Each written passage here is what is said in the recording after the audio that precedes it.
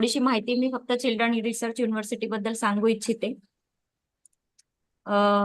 गांधीनगरचं हे विद्यापीठ खरं तर माननीय पंतप्रधान नरेंद्र मोदी हे त्यावेळी जेव्हा मुख्यमंत्री होते राज्याचे, त्यावेळी त्यांनी हे विद्यापीठ स्थापन केलं. त्यांच्या हातून याचा सोहळा झाला आणि आदरणीय शिक्षण तज्ञ गिजूभाई बदेसा यांच्या शिक्षण विषयक विचार आणि मॉन्टेसर शिक्षण पद्धती आणि तत्वज्ञान याच्या रूपानं या युनिव्हर्सिटीचं शिक्षण हे आज प्रवास करीत आहे. हे एकमेव असं जगातलं असं विद्यापीठ आहे की ज्यामध्ये आईच्या पोटापासून तर तारुण्यापर्यंत मुलांच्या विकासावर लक्ष केंद्रित केलं जातं. अगदी गर्भसंस्कारापासून ते मुलं मोठी होईपर्यंत मूल्य शिक्षणाद्वारे मुलं मोठी घडवण्याचा शिक्षणातून केलेला हा प्रयत्न या विद्यापीठातून साकारला जातो. Welcome sir once again.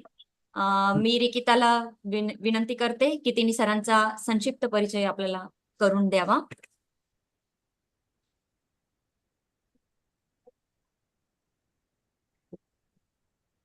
Good morning, section experts, teachers, faculty members. A very good morning to Professor Jignesh Patel, sir, on behalf of Kikiva College of Education and Vasantraj Chauhan Maharashtra Open University, Ram Tabde Research of Development Center. We are very proud and honored to have Professor Jignesh Patel, sir, as our section experts on the occasion. Professor Jignesh Patel, sir, is a great academician and administrator for excellence. He is an expert in teaching educations, pedagogy of teaching, and primary educations. I am greatly honored to present before you some of the many achievements of Professor Jignesh Patel, sir. His education qualification is equally impressive. He has completed his PTC, TI, LIB, MA, MA, and PhD NET. He is a present director, IQAC Children's Research University. He is a member of Academic Council, Children Research University, Gandhinagar. He is also General Secretary in Councils for Teacher Educations, Gujarat Chapter, India. A proud member of a board of studies, Indian Institutes Teaching Educations, IITE, Gandhinagar. A member of a board of a studies department and Education's Children Research University, Gandhinagar. And also a member of a research development committee, Children Research University, Gandhinagar. His academic and administrative involvement are very impressive. He is a former member, Executive Council, Children Research University, Gandhinagar, and also a former assistant, General Secretary, Council of Teaching Education Foundation, India. Some of the major project details that are successfully completed are very impressive and is worth mention. Status of ICT utilizations by teacher educators was centered by Teacher Education IUCTE, a scheme of a Pandit Madan Mohan Malvin Natural Missions on Teachers and Teaching, a Maharaj Yajirao Universe of Sayajirao Universe of Borada. Other major achievements of Professor Jignesh Patel, sir, was of a self-concept of personality and adjective of a studies of secondary schools of Gujarat states funded by ICSSR New Delhi. A study of a continuous comparisons, evaluations in second. चलेगा क्योंकि बहुत time उसमें लेंगे तो फिर session मेरा अधूरा रह जाएगा. थैंक यू सर करने देते. This is not important. Yes sir. ज्यादातर लोग जानते हैं. Yes Kirti madam. Yes sir. बहुत सारे नाम देख रहा हूँ तो but we have to privilege that sir. Yes sir. Nashik और पुणे के साथ मेरा अच्छा ट्यूनिंग रहा है तो बहुत बार आने जाने का होता है तो बहुत सारे लोग जानते हैं. तो there is no need to introduce myself. Okay, this sir. is enough. Okay, I think. Okay, sir. Once again, congratulations, sir, for your recently award. You gained that SPPU University website पे आया था कुछ WhatsApp पे. आपको मैंने भेजा था ना congratulations करके अच्छा, personally. वो प्रोफेसर का था. हाँ. दूसरा एक पीछे है. हाँ. वो शायद मालूम नहीं होगा. Okay, sir. Okay. Presently in charge registrar of Children's Research University. Okay, That sir. is the latest development. Achievement. Okay. Okay. Thank you. At this point, I would like to thank Professor Sanjeev Sonamne sir, Honorable Vice Chancellor of YCMOU, Professor Kavita Salunke madam, Professor Emeritus of YCMOU, Dr. Kirti Chitte, even principal of KK Bhag College of Education. So all the organizer of this wonderful FDP. Let's begin with my presentation. Today, I'm going to talk about project-based learning. Okay.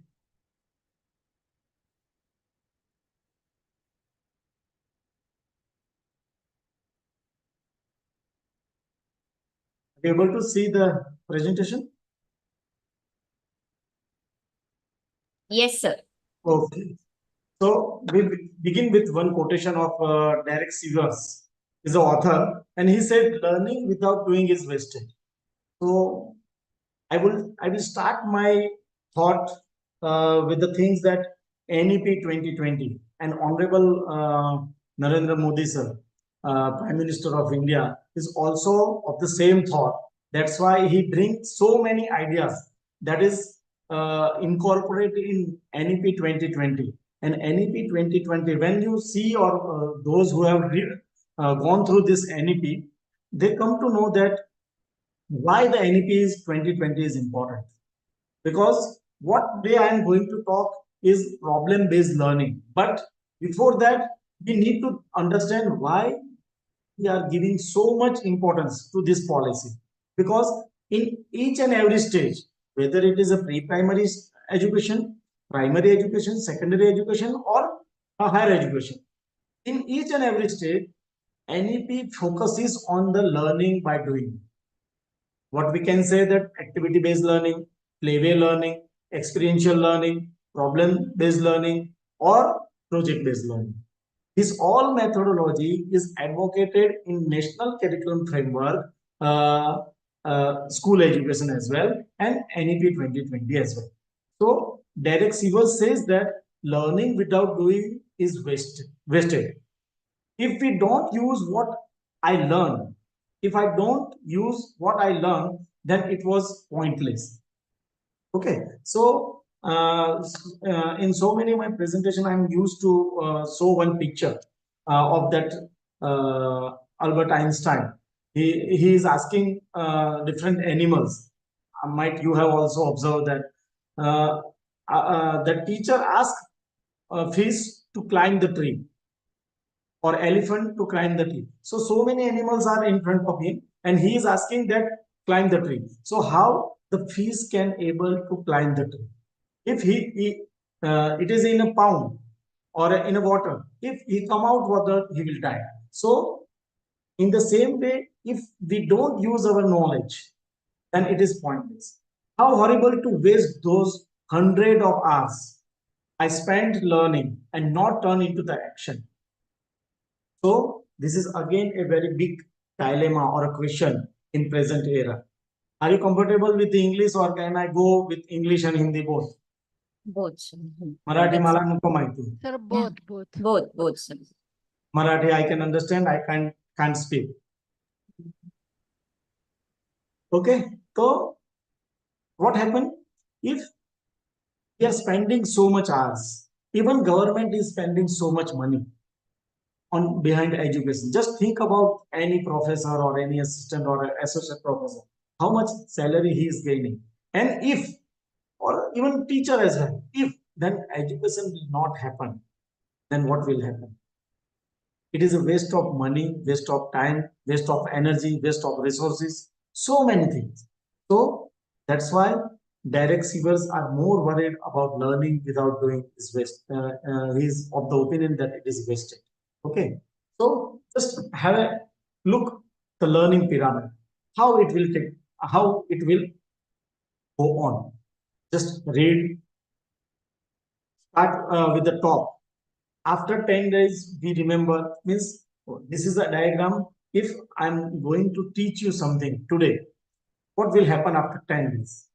You might only know 10% what you read today.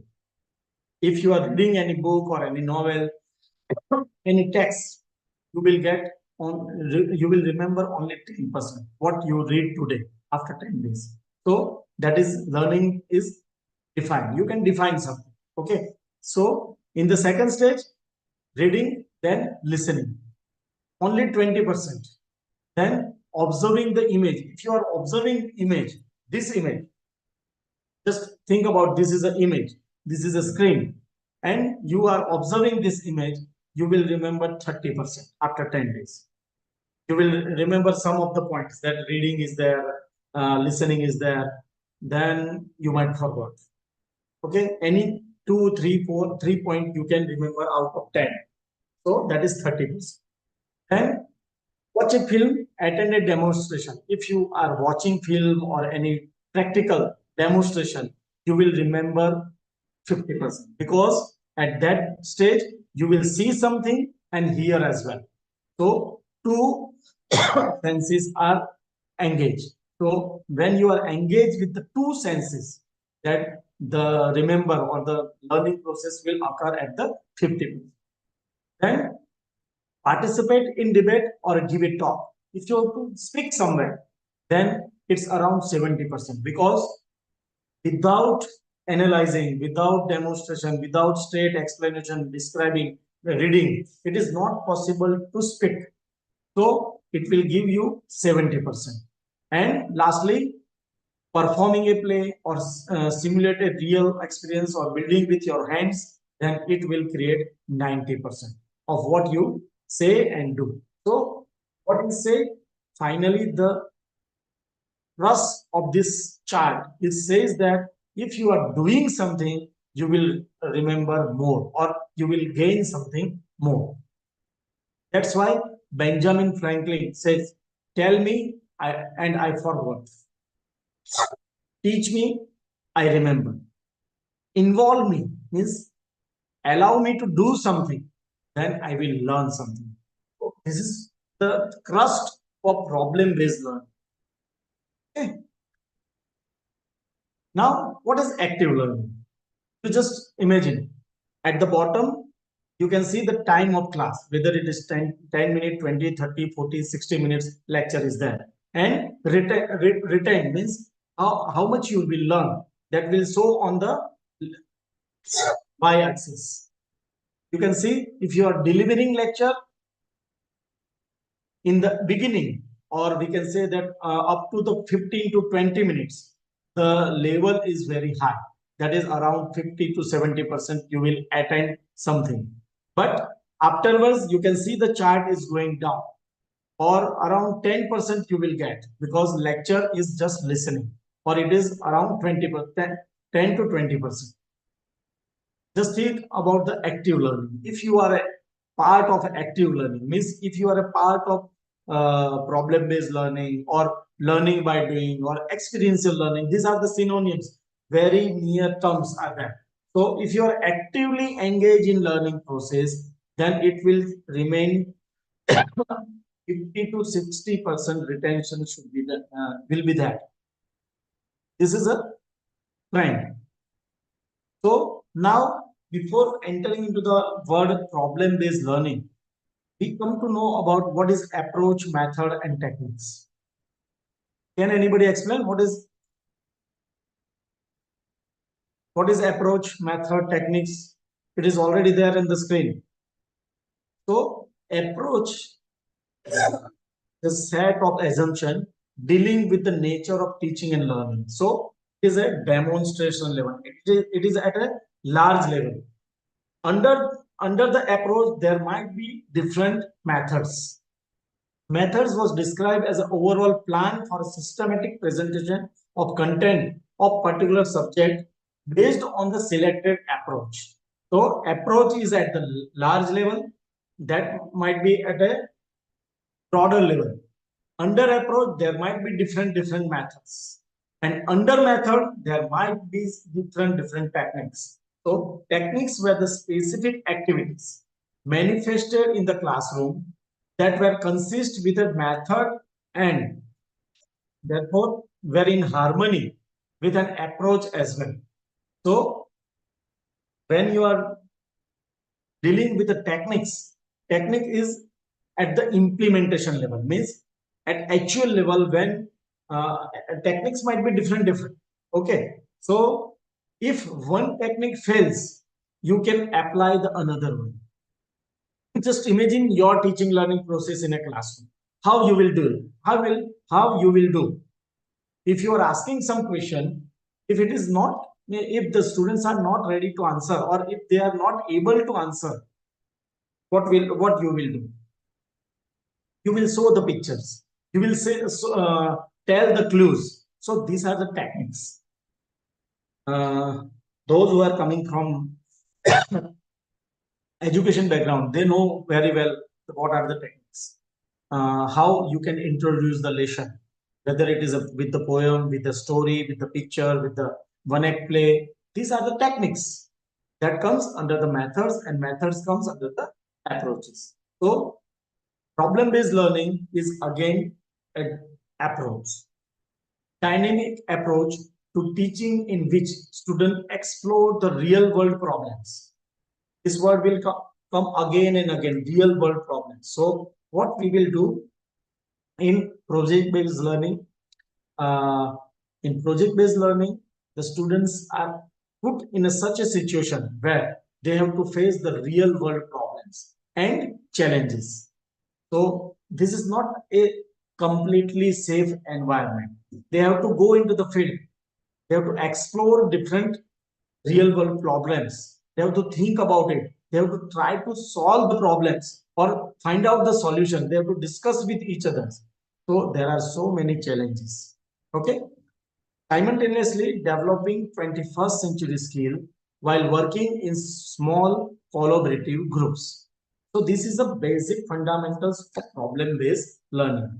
How we will go ahead with the problem-based learning. So students are entering into the 21st century world, and there are so many tools are available in 21st century. Even the skills are also different than the last 2 or 3 decades. Just imagine, if you read the newspaper of 1980s or 85 or 90s, 1990s, you will find the advertisement where it is written that we need a person who is able to type, is good with the Gujarati language or mathematical things. So these are the skills they are needed in 1990s or 80s. But now we are entering into the different era. Just think about 5 years back as well. At that time, we don't have an AI, artificial intelligence, we don't have. So at that time, now there is no need to write as well. You just type something, you will get the answer. So now what is needed in 21st century? That is again a big question. Now we needed a students or a person with a understanding, with analyzing techniques, who can judge whether the AI has given whatever the answer AI has given to me, whether it is correct or not, whether it suits my solutions or not. That also we have to think. And lastly, this definition tells about the small collaborative group. So what is the definition of group? Can anybody? What is the definition of group?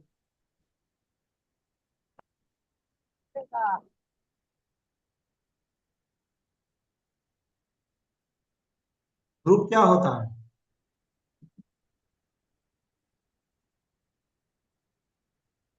Okay. So group is a is a what we can say that is a 3 or 4 members collaborative work where they can work in a on a single what we can say that on a single topic they are working and deliberating. Then PBL focuses on real world problems, that is authentic problems, and encourage students to explore the issues outside the classroom. Now, we are not talking about the inside classroom things, outside the classroom, where the learning by doing educational process is taken place. Students show pride in a project they have designed themselves and shared with the others. So if they complete their task, they feel proud that yes, we have completed this project. So again, it is a actively engage others in non-rehearsal dialogue. Why this word is very important? Because here no things are, this is not a film shooting. This is actual play taken place where the rehearsal is not done. Directly you have to do the things. So non-rehearsal dialogue and generally improve the cognitive skills. So many skills are developed through problem-based learning. Those are just planning, organizing, summarizing, asking questions, interpret results. So these are the skills they are developed through problem-based learning. We will talk more about the different skills in upcoming slide as well. But here, uh, major focus is on cognitive skills, and they develop cognitive skills very well. So just now think, sometimes some people are what we can say that confused about the problem-based learning or project-based learning. So this picture shows that problem-based learning is a part of project-based learning, where in problem-based learning, the process is emphasized. How to solve the problem. So process is emphasized, while in project-based learning, product, finally output you will get. You will able to solve the problems or not, or you are come out with some product or not. That is very much important. Okay, while in problem based learning, how you are trying to solve the problem, so that process is emphasizes. So trying to solve the problem is the gist of the problem based learning, while project based learning, final output is more important than the process, whether you are able to solve the problems or not. Okay, so importance elements of problem based learning, that is standard based assessment. So it should be standard, it should be student centered. Collaborative means the work is carried out in a collaboration, means जूथ में या group में काम होता है. Real world connection means you are connected with the real world. Extended time frame, so time is not a issue. You have enough time, you can work in day, night, midnight, or entire day. So extended time frame, so it is not like just like examination that you have to complete your paper within 3 hours or 2 hours. So it has a extended time frame. So, and lastly, you can use the multimedia or technology as well.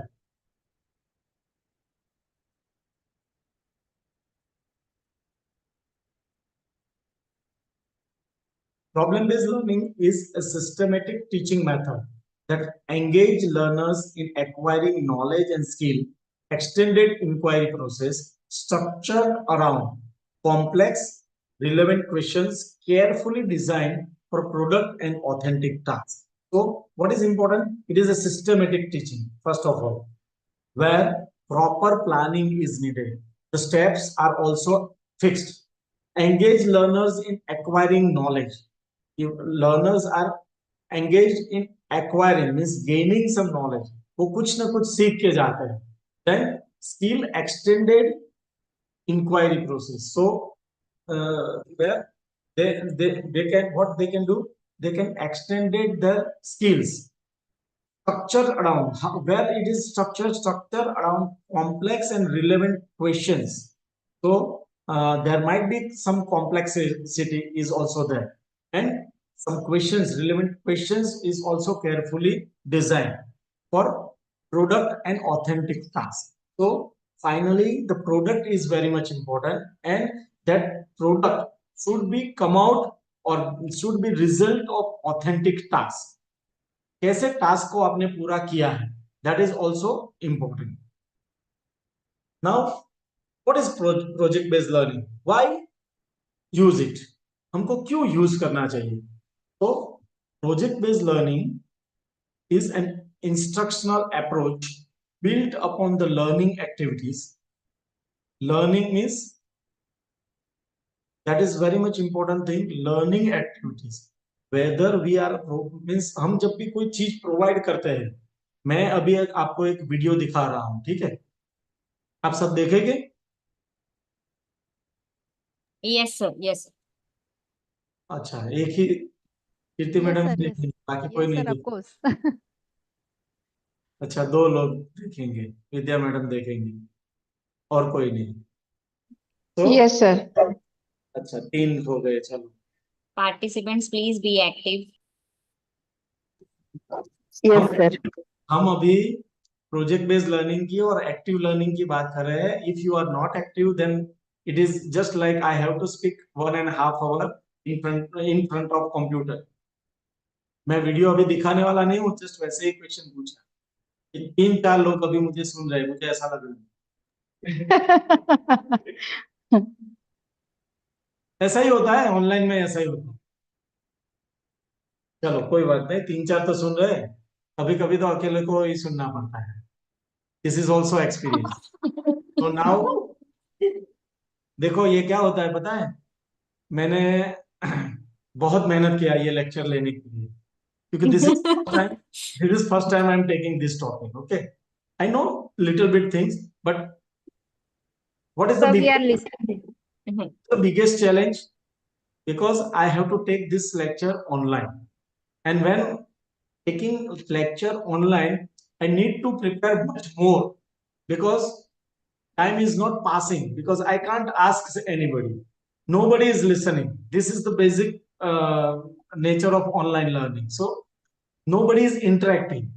I don't know, 3, 4, 5 people are listening. Otherwise सबने चालू कर दिया, वो रख दिया side पे, काम हो गया. So I'm talking about the learning activities and real tasks that have brought challenges, or we can engage the students. यदि मैं अभी आपको एक वीडियो दिखा रहा हूं, तो that video should be not for the entertainment. वो entertainment के लिए नहीं होना चाहिए. That video is related with the learning activities, from where they have to find out some gist or find out some points out of that video as well. So engagement of the student is very much important. When it is for entertainment, the scenario is totally different. अभी आप Kapil Sharma show देख रहे हो, मैं देख रहा हूं, तो मैं क्या करूंगा? जस्ट ऐसे बैठ के शांति से कपिल शर्मा का शो देखूंगा, क्योंकि मुझे तो कुछ करना ही नहीं है, सिर्फ सुनना है. Whatever the that Buddhi or some other characters are there, if they are performing, they are doing some mimicry, just I have to enjoy. I don't use, I'm just passive listener. I'm just passive listener, and I have to watch the creativity of others. Okay? But while talking about the engagement of the students, then definitely we have to provide some challenges where they are active in any process. Okay. This activities generally reflect the type of learning and work people do in everyday world outside the classroom. Groups generally working together towards a common goal. So that we will also talk about what is cooperative learning, what is service learning. These are the part and parcel of project-based learning. Okay. PBL teaches students not just content, but also important skill in a way students have to functions like adult in our society. So this is a kind of a real world experiences. पहले ऐसा कुछ हुआ करता था कि commerce के बच्चे होते थे स्कूल में, तो 11th-12th में बैंकिंग और उसके सब चैप्टर आते थे, how to write cheque, how to deposit cheque, how to issue a demand draft, तो बच्चों को बैंक में ले जाके उसको यो प्रोसेस किया करवाया जाता था। तो that is again it is a kind of project based learning. तो वो डायरेक्टली नहीं था, वो उनको एक्सपीरियंस दिया जाता था, दिखाया जाता था। लेकिन when we are talking about the project based learning, at that time we have to ask that this is a check, you have to go to the bank, you have to fill up the slip and deposit the check, or you have to withdraw the money. So this is just simply task. But when it is a when comes where here in project based learning, we have to give some problems, we have to some give some challenges to the society, to the students, where they can go to the society and work in a society. So in a way student will acquire so many skills in their life. बहुत सारी skills वो सीखेंगे, कौन सी होगी वो भी हम आगे बात करेंगे। Performance is access in individual basis.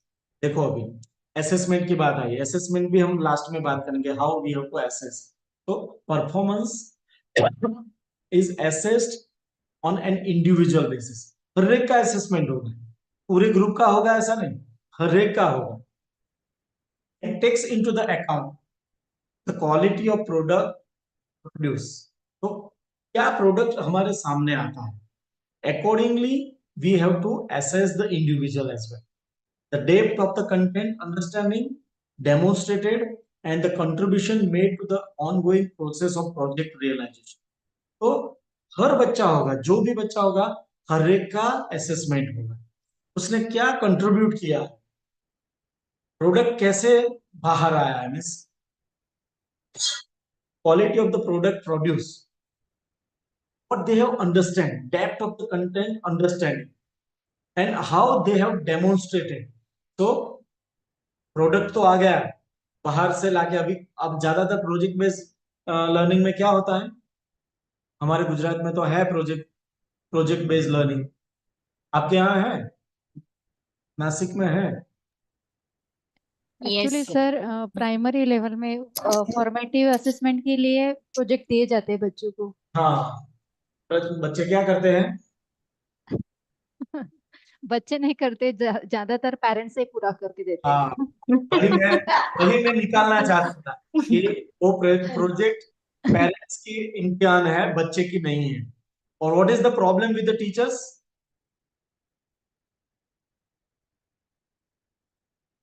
Teachers के साथ क्या प्रॉब्लम है? हमारे टीचर्स जो हम प्रोड्यूस करते हैं और हम जिसको पढ़ा के मार्केट में भेजते हैं, वो भी बहुत होशियार होते हैं ना, कि किस बच्चे ने खुद बनाया है, टूटा फूटा बनाया है, ठीक से कलर नहीं किया है, किसने ठीक से उसको ज्वाइंट नहीं किया है, तो हम उसको out of 10 we will give 2 marks. और जिसका प्रोजेक्ट उसकी मम्मी ने बनाया है, पापा ने बनाया है, कोई बड़े भाई बड़े बड़े दीदी किसी ने बनाया है, और वो अच्छा बना के लेके आता है, बहुत अच्छा बढ़िया, या फिर अभी तो रेडीमेड भी मिलते हैं, तो रेडीमेड लाके सबमिट करता है, तो उसको 10 आउट ऑफ 10 मिलती है। तो this is a project based learning. अकेले बच्चे का वो नहीं है, जिसका भी इश्यू है, how we have to assess individual.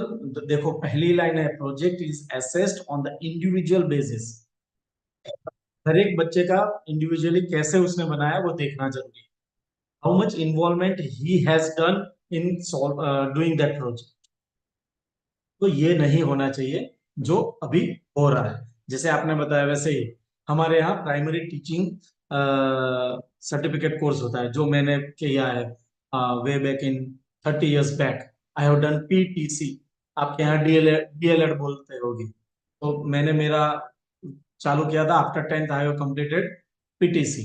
यहाँ गुजरात में उसको पीटीसी बोला जाता है, आपके यहाँ डीएलएड बोला जाता होगा शायद। तो उसमें भी क्या होता था, और बीएड में भी इधर गुजरात में तो था कि सब हर एक स्टूडेंट्स को एक टीचिंग लर्निंग मटेरियल बनाना है, यानी टीचिंग एड उसको बीएड कॉलेज को सबमिट करना होता है, हमारे यहाँ ऐसा होता है। तो वो भी क्या होता है, रेडीमेड लाके स्टूडेंट सबमिट कर देता है। तो वो भी नहीं होना चाहिए. As a teacher educator, we have to think whether he has made himself or professional has made. So that also we have to taken into the care. EBL allows students to reflect.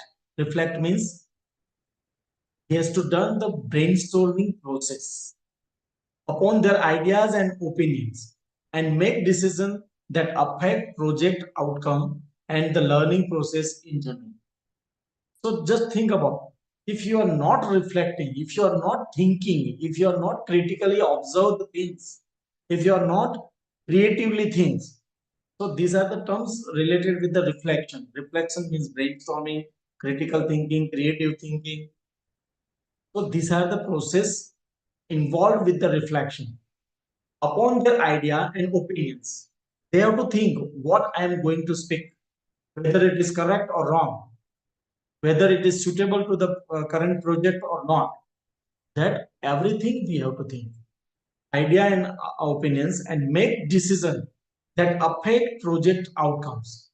तो आपने क्या सोचा और उसका result project के बारे में क्या निकल के आया, that also we have to think. And learning process in general, कैसे पूरा लर्निंग होता है, जस्ट प्रोजेक्ट दे दिया और आ गया, ऐसा नहीं होना चाहिए. ठीक है. The final product result in high quality authentic product and presentation. So final product result in high quality authentic product. ऐसे भी प्रोडक्ट आता है प्रोजेक्ट बेस्ड लर्निंग में, तो that should be high quality and it's presentation is also okay. लाके रख दिया, किसी ने बना के ले लिया और हमने रख दिया, that should not happen. Okay. So again, why we have to use it, what is the need that we have to use the project based learning that puts students in a position to use the knowledge they can. हमने class में कुछ पढ़ा लिया, कुछ theories हमने बता दी, तो वो थियरी को whether they are implemented or not, whether they understand or not.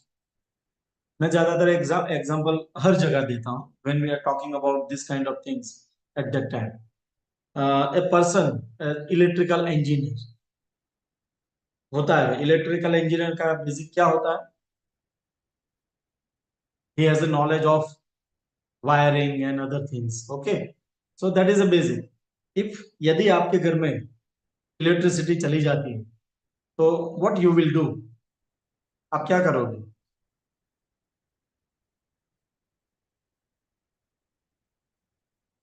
Fuse check करेंगे. क्या करें? फ्यूज चेक करेंगे. Very good.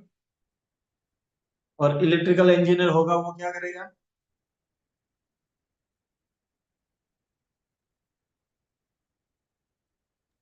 वो भी फ्यूज ही चेक करेगा ना सर? नहीं, वो नहीं चेक करेगा. वो इलेक्ट्रिकल इंजीनियर है. वो आप चेक करोगे, मैं चेक करूंगा, लेकिन वो तो इलेक्ट्रिकल इंजीनियर है. वो क्या करेगा?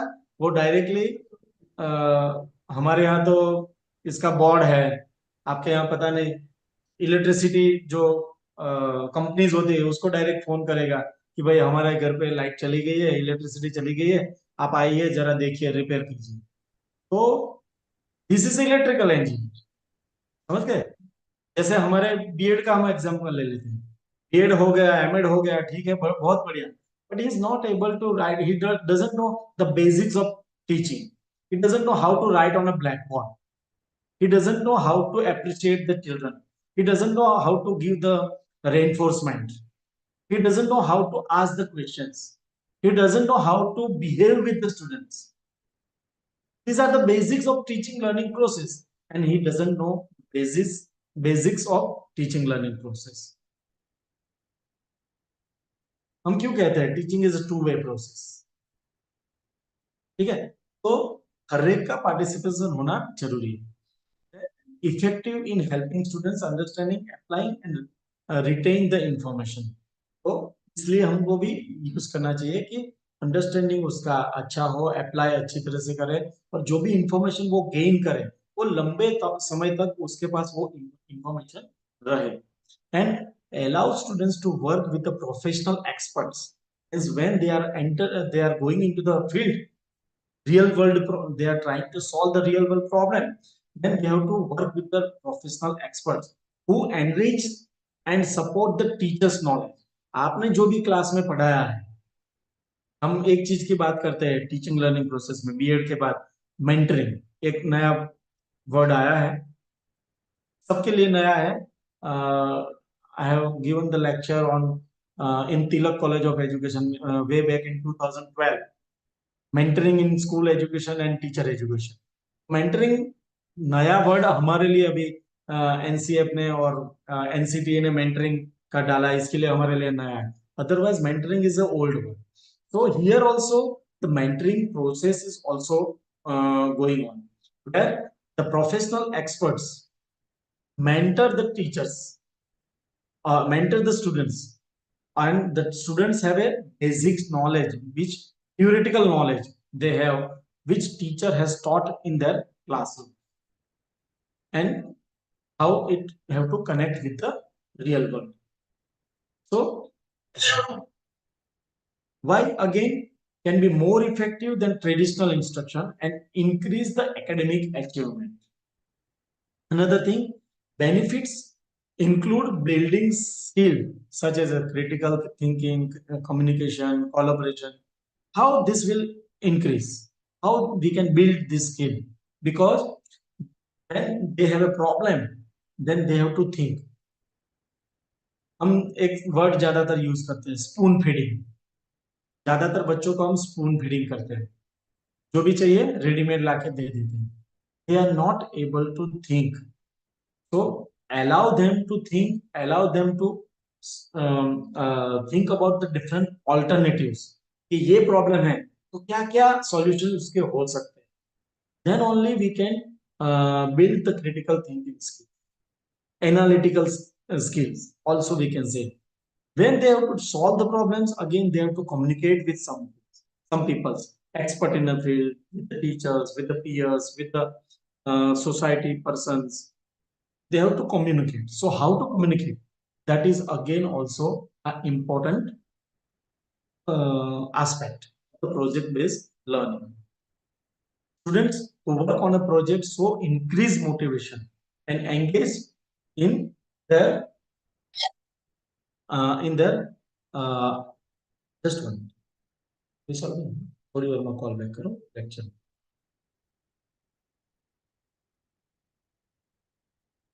Engaged in their studies. Sometimes teachers use PBL extensively as their primary instructional method. Project vary in length from several days to several weeks or even a semester as well. Sometimes entire semester is dedicated for some problems or projects. Okay, we have a dissertation and some of the things which is continue for one semester as well. So problem-based learning can be effective at all grade levels, not only the primary level, but at the secondary, higher secondary, higher education level as well, and in every subject as well. Okay. Then ये जाने देते हैं थोड़ा. Project based learning की हम जब बात करते हैं तो दो चीजें हमारे पास आती है, एक involvement and plus experience. That equals the understanding, ownership and long term retention. जब आपका इन्वॉल्वमेंट जितना ज्यादा होगा, आपके पास एक्सपीरियंस जितना ज्यादा होगा, on the basis of experience and involvement, your understanding will be deep, your idea ownership will be large, and long term retention should be there.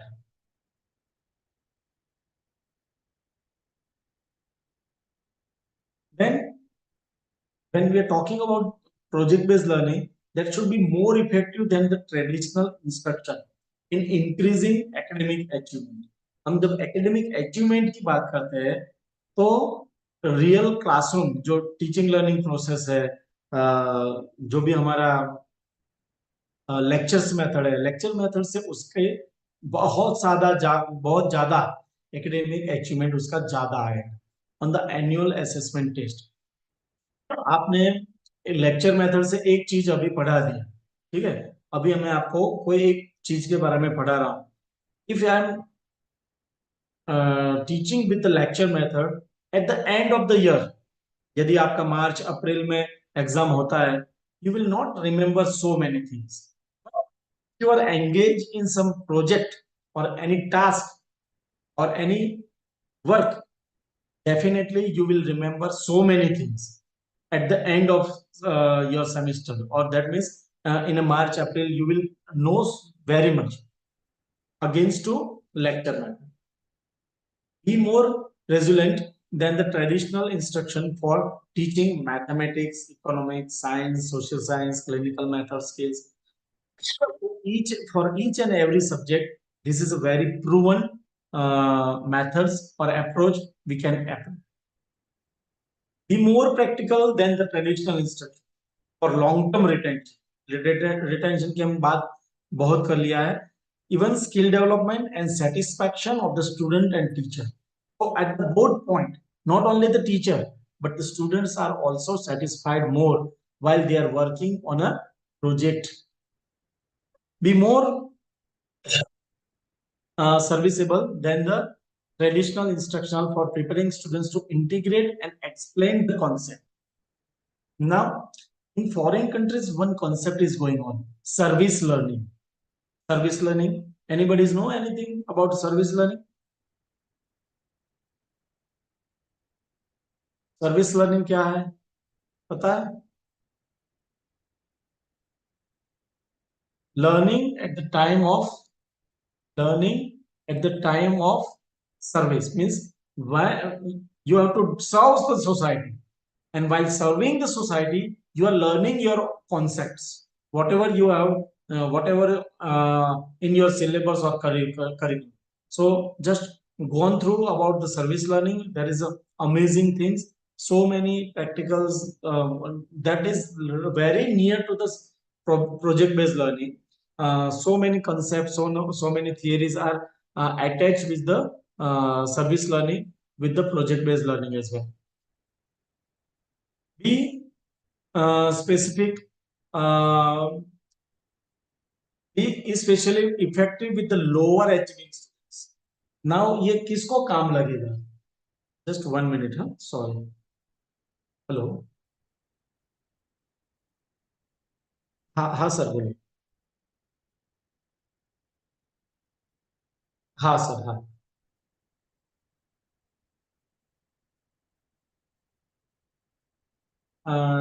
Jignesh Patel sir. Patel. हाँ सर. हाँ प्रोफेसर जिग्नेश पटेल. हाँ सर, हाँ. Okay sir.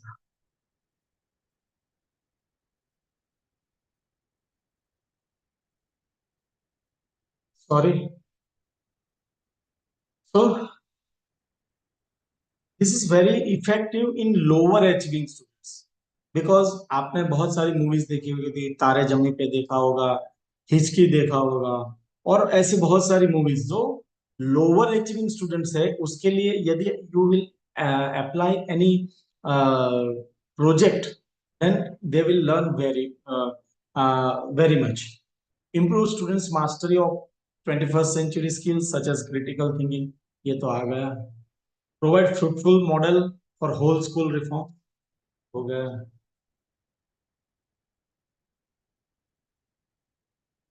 So now talking about the skills which we can develop through project based learning. So first of all, to learn collaboration.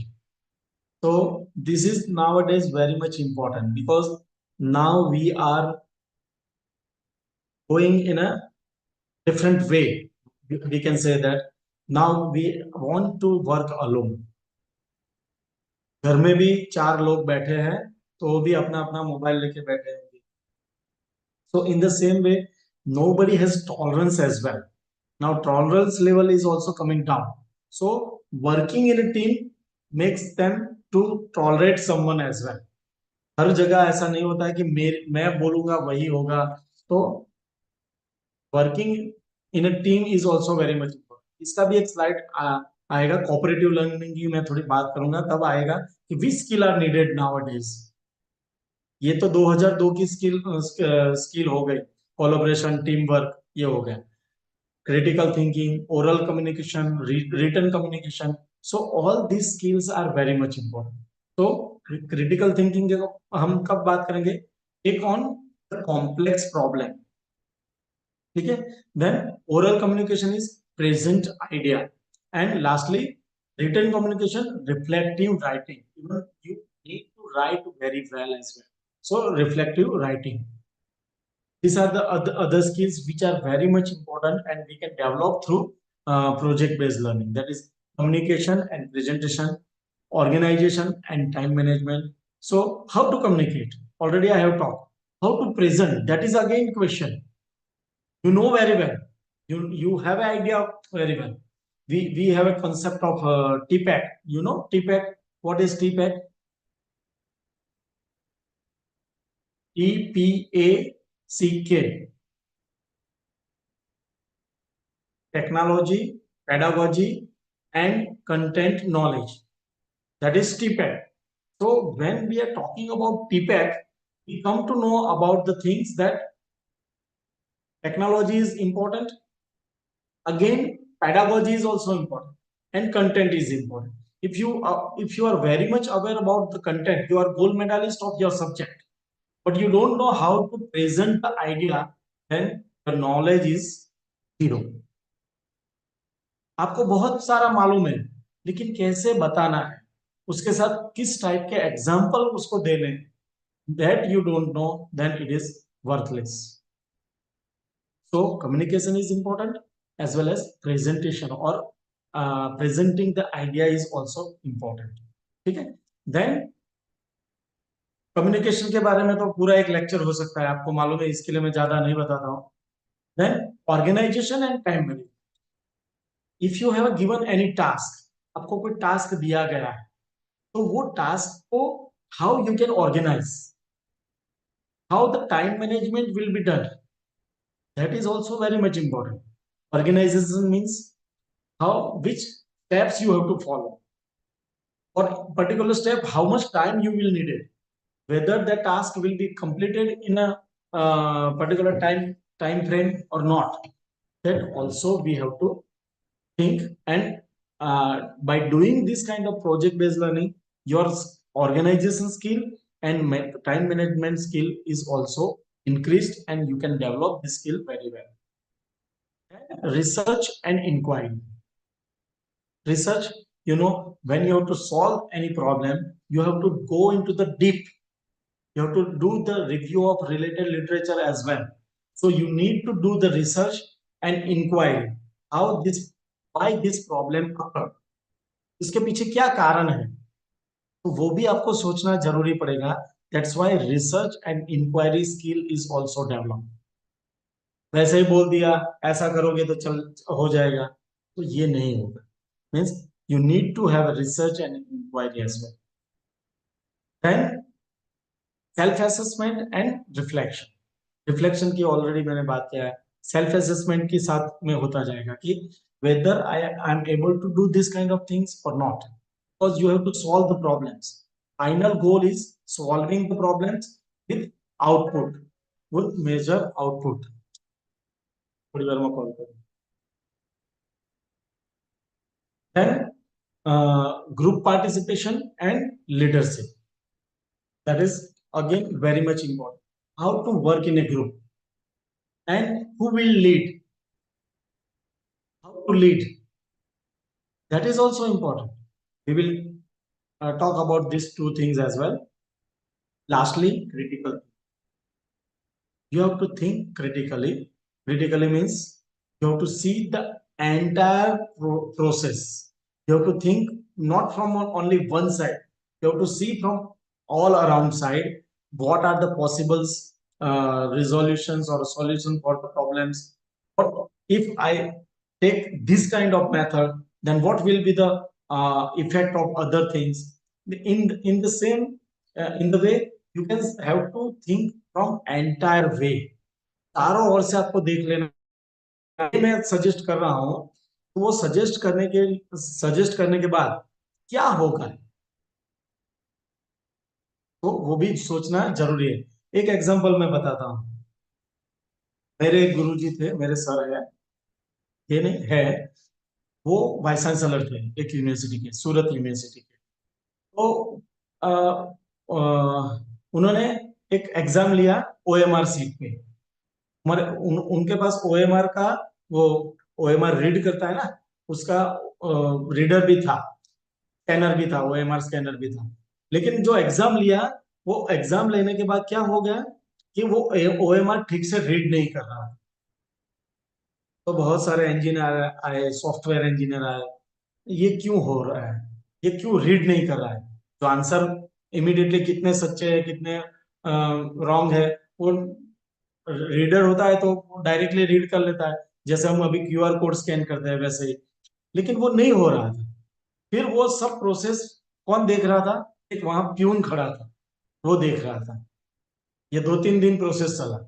सबने आके software check किया, lens clear किया, बहुत सारा प्रोसेस किया, लेकिन नहीं हो रहा था। वो प्यून देख रहा था। फिर आखिर में वो प्यून ने वो सर को बताया कि sir, if you don't mind, can I suggest, means आपको कोई दिक्कत नहीं है तो मैं एक सुझाव दे सकता हूँ। बोले हाँ बोलो। कि सर, ये ओएमआर जो सीट है उससे बड़ा पड़ रहा है, उसको थोड़ा काट दीजिए, हो जाएगा। तो एक ओएमआर को थोड़ा काटा ऊपर से, वो कैलिब्रेशन होता है, और उसके चारों ओर एक ब्लैक डॉट आता है। वो ब्लैक डॉट मैच होता है तभी वो रीड करता है।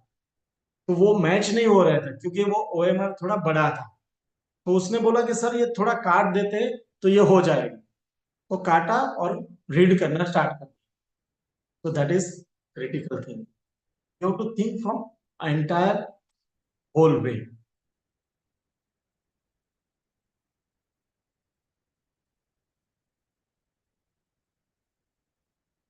थोड़ा हम स्पीड में जाए।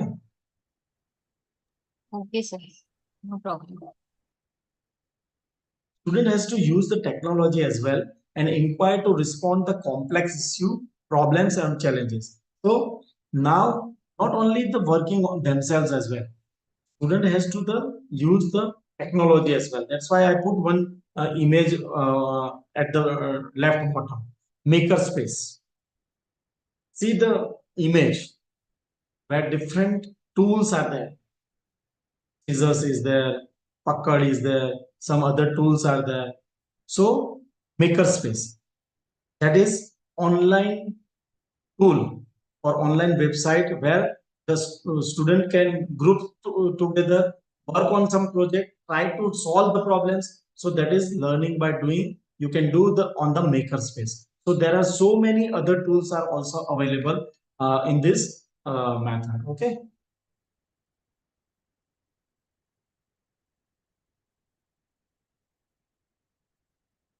Finally, project-based instruction is innovative because it emphasizes on cooperative learning. Now, anybody has any idea about the cooperative learning? Yesterday's session on cooperative learning, sir. अच्छा Dr. Lesan Azadi. Yes.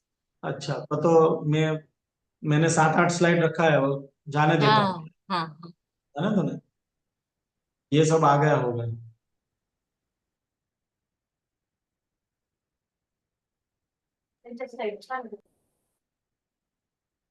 10% what we read, 20% what we hear, आगे आ गया है what we see, 50% we both see and hear, 70 discuss with the other, 80 with the experience personally, and 95% when we teach someone else. So that is basis of the cooperative learning. So I have already talked about the teamwork. In 1970, which skills are needed? Skills like reading, computing, writing, that skills are needed. In 2000, interpersonal skill, how I have to behave with each other, how I have to solve the problems, how I have to work in a team. If you see the advertisement in newspaper, you will find this kind of skills needed in advertisement. We need a person for idea company or VI or Reliance Jio who can work in a team, collaborate with each others. So these are the skills. Now we are entering into the 2024 or upcoming 2025, and then now the skills are changed. because again 24 years has passed. Just like 70 ले लो, 30 years हो गया, 2000 से 2024 हो गया. Again the skills are how you can quickly collaborate with each other, how you are good with enough with the computers, mobiles, technologies, different tools, different apps, how you can sort out the issues. So these are the needed in nowadays. Are you ready to work overnight, or 11 to 5 is only there? So now people are changing, work from home, work from any place, work from safe place. These are the concept coming in the field. ये तो हो गया होगा. Positive interdependence, 5 basic elements of cooperative learning. हो गया है ये?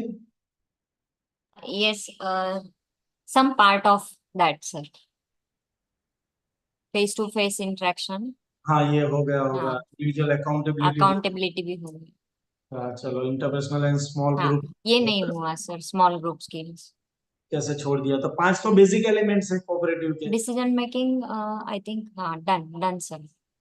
चलो कोई बात नहीं. These are the skill, interpersonal and small group skills developed with the cooperative learning. If you apply the cooperative learning, definitely that will help the project based learning, because finally project based learning में क्या होता है, एक group होता है. जैसे मैंने बताया कि ग्रुप में काम करना होता है या इंडिविजुअल भी होता है, लेकिन ज्यादातर प्रोजेक्ट दिया जाता है ग्रुप वर्क में दिया जाता है. जब ग्रुप वर्क दिया जाता है, then this skill will definitely develop. Conflict management, क्योंकि ग्रुप होता है, 2 आदमी होता है या कोई भी होता है, तो कुछ ना कुछ तो होता रहता है. तो कैसे कॉन्फ्लिक्ट को मैनेज करें. एक्टिव लिसनिंग, जो अभी ज्यादातर लोग कर रहे हैं. एक्टिव लिसनिंग यानी ये पूरा सेशन एक्टिव लिसनिंग पे हो सकता है. पूरा session active listening. Are we listening? Nobody is listening. Participants, please Nobody be is active. listening. Nobody is listening. Yes sir. Listening का बेसिक होता है वीडियो ऑन होना, आई कांटेक्ट होना. ठीक है. सो that is active listening.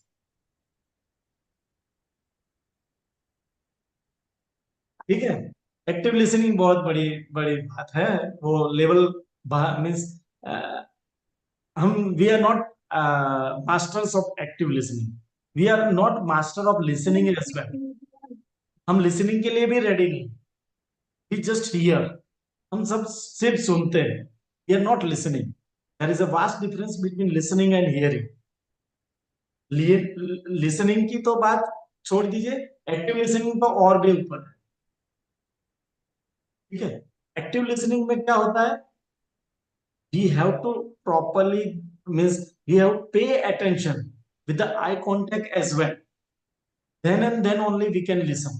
Then at that time no other task will be carried out. Your pure attention should be given to the speakers. ठीक है. Challenging interpersonal skill में दूसरा क्या होता है, challenging ideas, not people.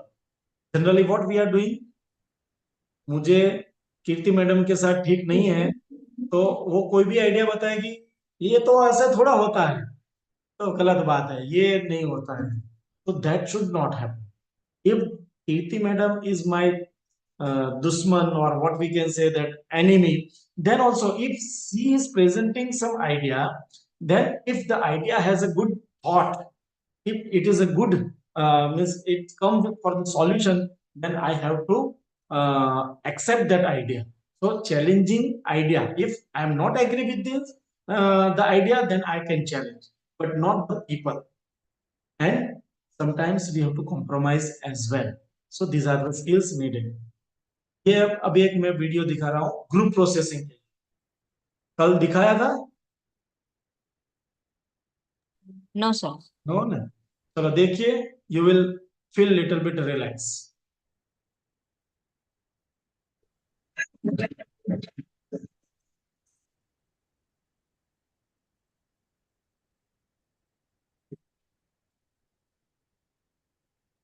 Are you able to listen?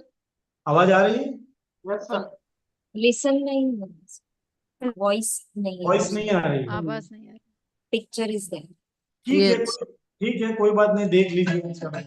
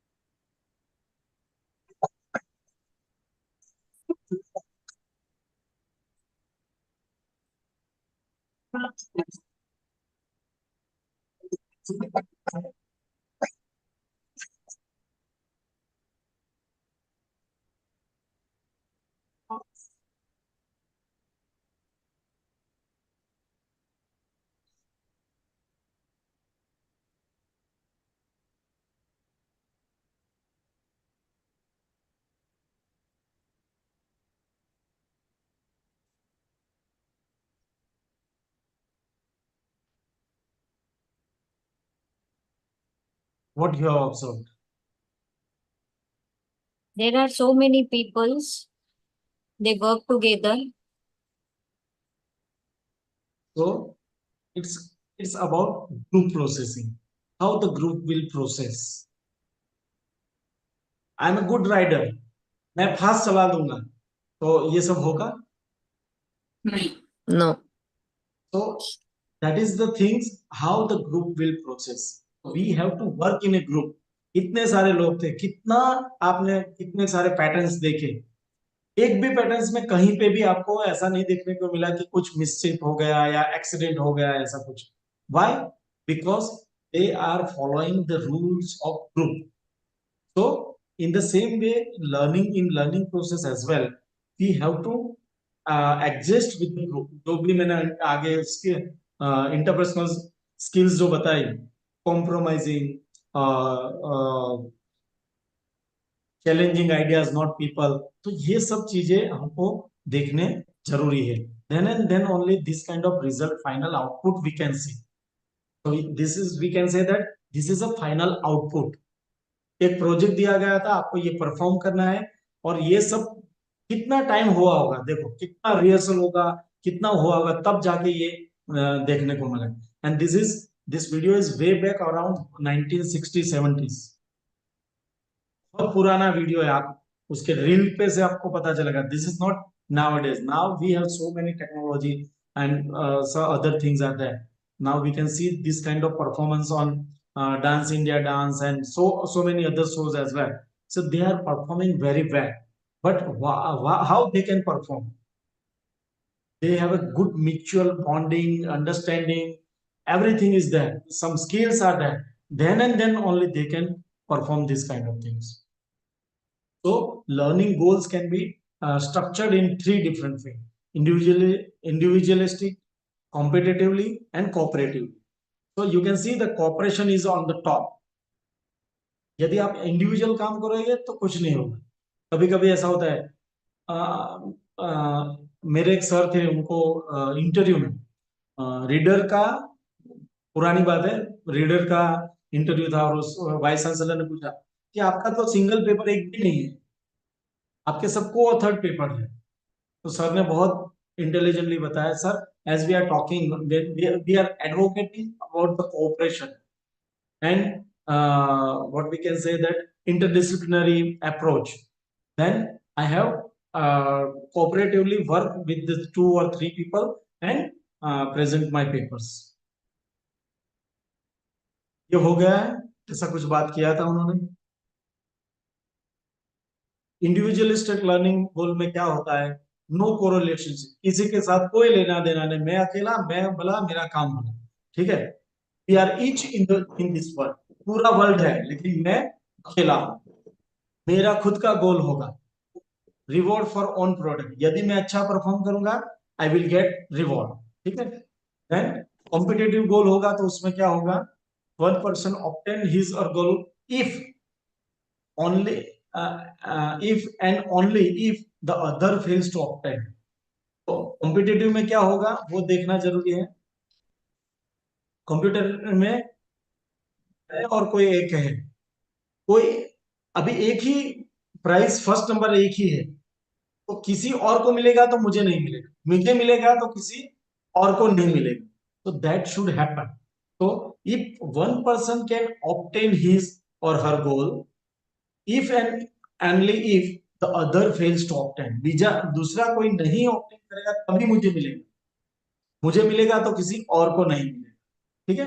Then negative कोरिलेशनशिप, आपको नहीं मिलना चाहिए तब मुझे मिलेगा, ठीक है। तो that is negative notions comes into the mind, negative interdependence.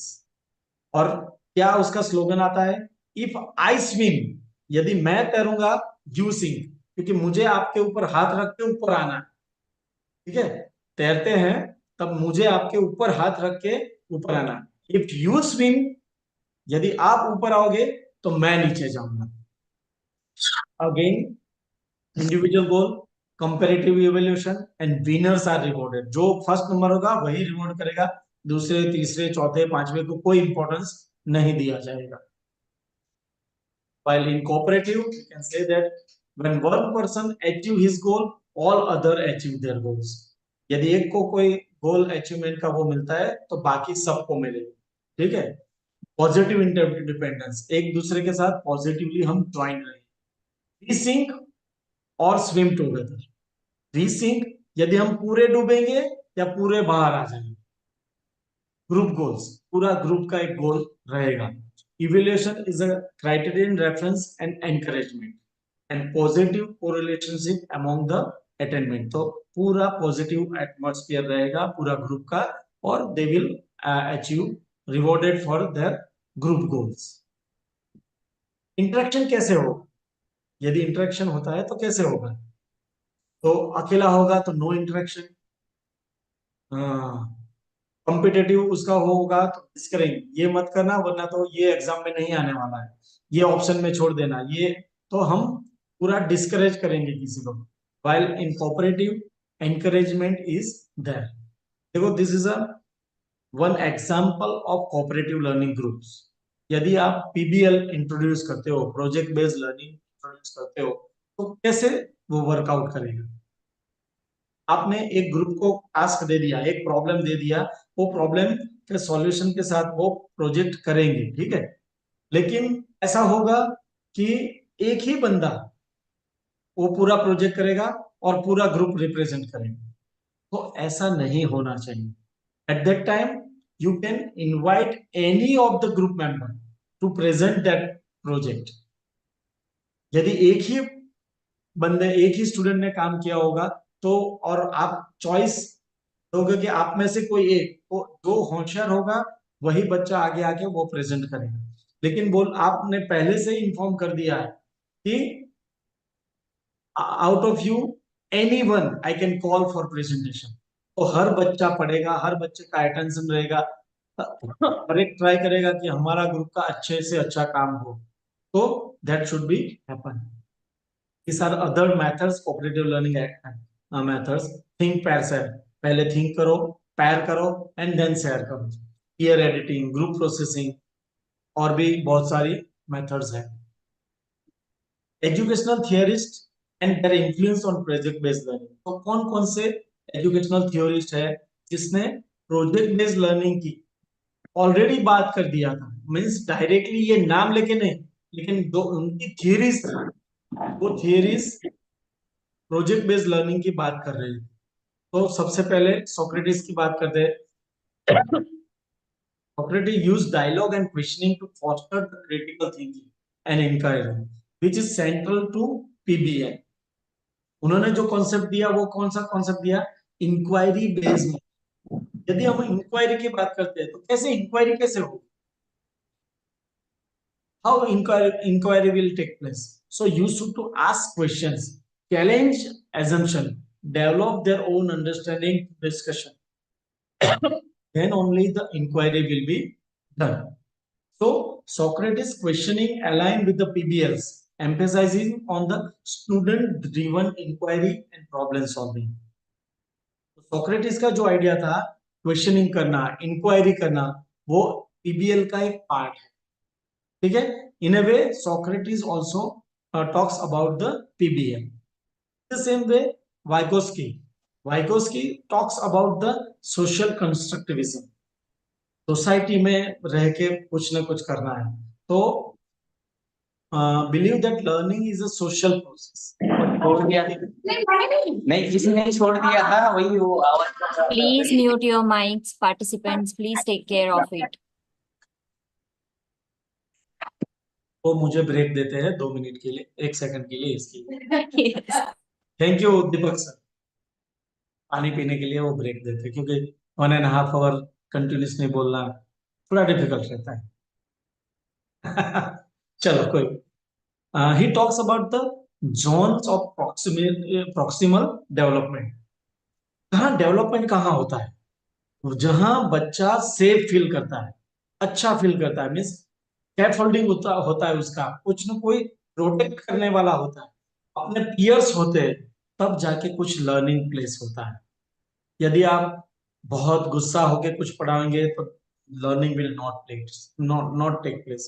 तो learning happens most effectively when student work on the task just beyond their current abilities.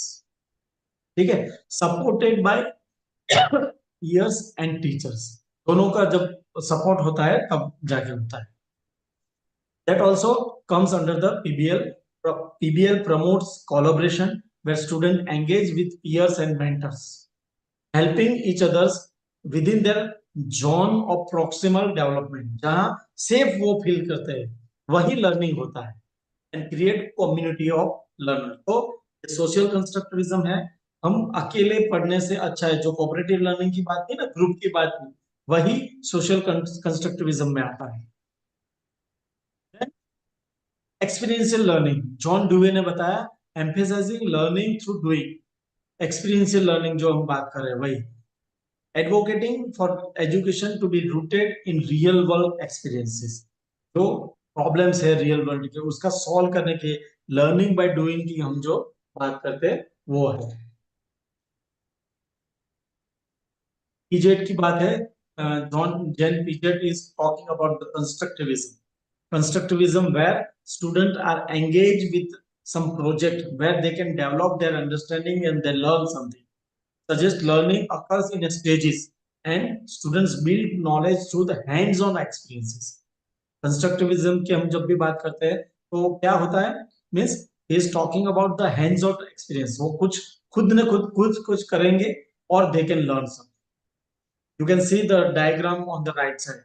Authentic learning, project and design refinement, learning at achievement, then probable solving and creativity, emotional anxiety, intergroup peer review, reflective learning, and so on, collaborative learning. These are the things associated with the constructivism, and that each and every aspect is come under the project-based learning. So project-based learning ये सब चीजें की बात करती है. तो John ड्यूवे ने बताया. और lastly we can talk about the Benjamin Bloom. शायद उनका भी एक कोई सेशन हो गया होगा आपका, पता नहीं, लेकिन ब्लूम ने बात किया है हायर ऑर्डर थिंकिंग स्किल्स की.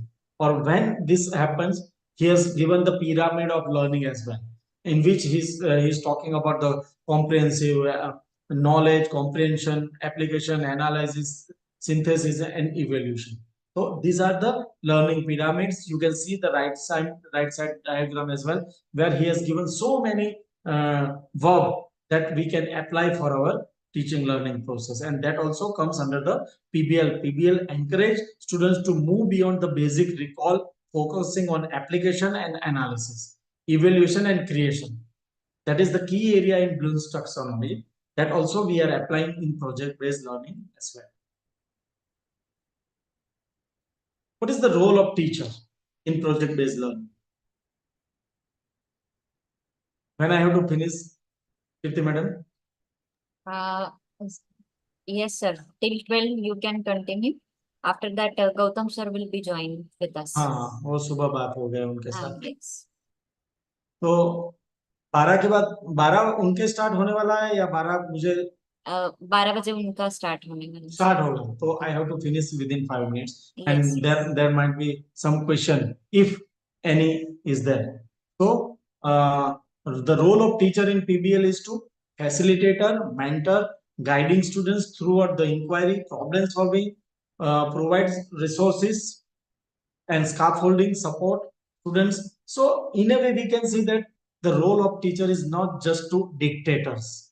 Here the role is changing. He is a facilitator. He has to provide, he is a manager. We can say that he is a guide, friend, philosopher and mentor of the students. एक video था लेकिन मैं अभी नहीं बता रहा हूँ. Later on we will see sometimes. जनवरी में भी. Then key stages in PBL process. कौन से stages है? Then identifying real world problems or questions. कौन से problem है वो, that we have to find out. Then inquiry and research. We have to make the inquiry, engage students in inquiry by researching the problems, gathering information, relevant information, and exploring various perspectives. Collaboration and critical thinking. Then designing and creating solutions, then reflection and revisions, presentation of the final product, how you have to present your final product. Students present their final product or solution to an audience. Who are the audience? Audience might be peer, teachers, or community members. And PBL emphasizes on sharing learning outcomes publicly. Publicly, you have to share the experiences, reinforcing accountability and purpose. These are the process of problem-based learning. So first step is problem scenario, then identifying the key fact. This is the second step. Third one is brainstorming, missing information. Fourth one is self-directed learning. Fifth one is assimilate the new knowledge. What you are learning something new. Apply the information, and lastly analyze the result. What result you will get at the end? That result you have to analyze. These are the things already there. The activity ideas. Some of the activities I am suggesting. Just design a sustainable garden, science and environmental studies. So research local plants that require minimal waters, measure and plan the garden layout using the geometry, develop a watering and composite system. In this way, this is a one project of science and environment. Plan a historical event. Reenactment that is related to the history, then develop an app to solve the community issues, technology and community science, create a business plan for a startup, economics and business studies, then build a model on an eco-friendly city, then create a documentary on local culture, social studies and media. So finally, these are the component of project-based learning. We can say that driving questions and problems, interdisciplinary learning, inquiry-based process, student autonomy, collaboration, hands-on learning, reflection and self-assessment, authentic assessment, and finally feedback and revision. So these are the in elaboration.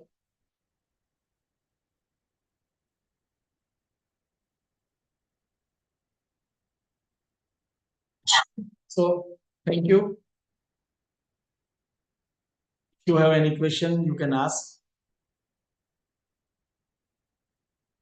Question ज्यादातर होते नहीं है.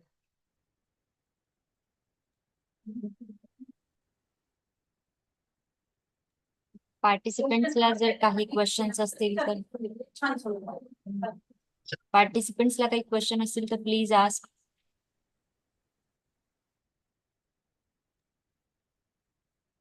Sir, I want to ask, Yes, please, sir. sir, in now what the project base? So we are giving the problems in group. So as you said, that means number of times it happens that not all the students within a group are active, one or two to be active. So you suggested means that you just ask them that I will ask to anybody to Anybody? but that is a part at the end of the project evaluation. But during the work or within the project, how should I means motivate all the participants or group participants to work for the project? So the role of teacher is important here. We are not just dictator. We have to move around while the project is going on. In between as well, we have to ask what is the progress they have done. And when I already said that you can ask anybody to present the project. That is the end. But if he or she is not understand the entire process, your question might be like that you can ask from any stage. So if his or her involvement is not there in a project, he is not able to answer. So again, how you are asking the questions, how you are means how they are presenting, and while presenting the final project, you need to ask such questions where they can come to know that teacher will ask us from any point. Okay, Deepak sir. uh, Sir, Yes. means something I want to ask means during the project, how should I motivate to all? So Or how should I look out that alls to be get involved? in during the project, you can track the progress of the project as well. Means if the project is of 1 month, in between after every 1 week, you can meet with them what the progress is going on. So in a way, you can ask so many questions in between as well and at the end as well. आप हर एक को पूछोगे, आपको लगता है कि this person is not involve that much, you ask him आपने क्या किया, कैसे किया, किसको मिले, क्या पूछा, उन्होंने क्या बताया. You can ask such questions. Definitely he will be engage. उसको पता चलना चाहिए कि सर मुझे भी पूछेंगे. सर अभी मतलब again somewhat detail in this, अभी एक ग्रुप होता है तो उसमें 4 या 5 स्टूडेंट होते हैं, और हम लोगों को अभी कैसे, जैसे आपने बोला 1 महीने का प्रोजेक्ट है तो, या फिर 2-3 महीने का प्रोजेक्ट है, तो हर कोई क्या सोचता है कि जल्दी मतलब प्रोजेक्ट कैसे इफेक्टिवली वर्कआउट हो. तो उसमें क्या होता है कि जो अच्छा बच्चा है उसको हम ज्यादा काम देते हैं, जो कम है उसको कम. उसमें हम लोग मतलब as a teacher how should I optimise that all should get learn? देखो कि हाँ ग्रुप एक तो है, आपने कोऑपरेटिव लर्निंग के बारे में कल पढ़ा होगा, ठीक है. तो हाँ सर. कोऑपरेटिव लर्निंग में भी क्या बताया जाता है कि how you are framing the group. तो ऐसा नहीं होगा कि पूरा ग्रुप इंटेलिजेंट का होगा. हर ग्रुप में हर प्रकार के बच्चे रहेंगे. बराबर.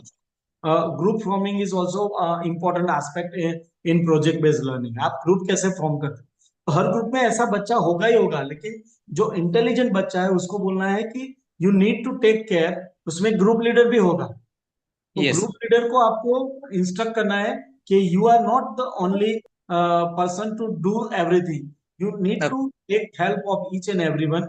Then and then only the other students who are not active or who are not that much intelligent, they are also involving themselves. और हर बच्चे के पास कुछ ना कुछ तो होता ही है. How you can incorporate his talent, that is important in project based learning. Yes, Okay, group sir. may Thank be you. formed with homogeneous and a heterogeneous Yes, category. So, heterogeneous group होना चाहिए. नहीं, हमारे यहाँ पे क्या है, already cheat system है, उससे ही हम लोग ग्रुप फॉर्म करते हैं. So that is not in our control. फिर भी एक बात देखो, हमारे हाथ में ठीक है. हर चीज हमारे हाथ में हर चीज नहीं होती है, ठीक है. कुछ चीजें गवर्नमेंट से आती है, और Yes. फिर हमारे पास इंस्टीट्यूशन होता है, तो उसमें प्रिंसिपल होता है, मैनेजमेंट होता है, यूनिवर्सिटी होता है तो हेड होता है, डीन होता है. तो हर चीज हमारे हाथ में नहीं होती है, ठीक है. लेकिन जो पॉसिबल वेज है उसमें से हम ज्यादा से ज्यादा अच्छा कैसे कर पाते हैं। यदि चीट में एक ग्रुप आ गया 4 या 5 लोगों का, उसमें बराबर। उसमें भी एक एक बंदा तो अच्छा होगा, तो उसको यस सर। रिस्पॉन्सिबिलिटी दो कि भाई आपको नहीं करना है, आपको सब मिलके करना है। तो यू कैन बराबर। डिवाइड, आपको means as a mentor, as a facilitator, as a teacher, what you have to do, you have to see how the group is processing. उन्होंने जो वर्क है वो कैसे डिवाइड किया है, वो तो आप चेक कर सकते हो ना।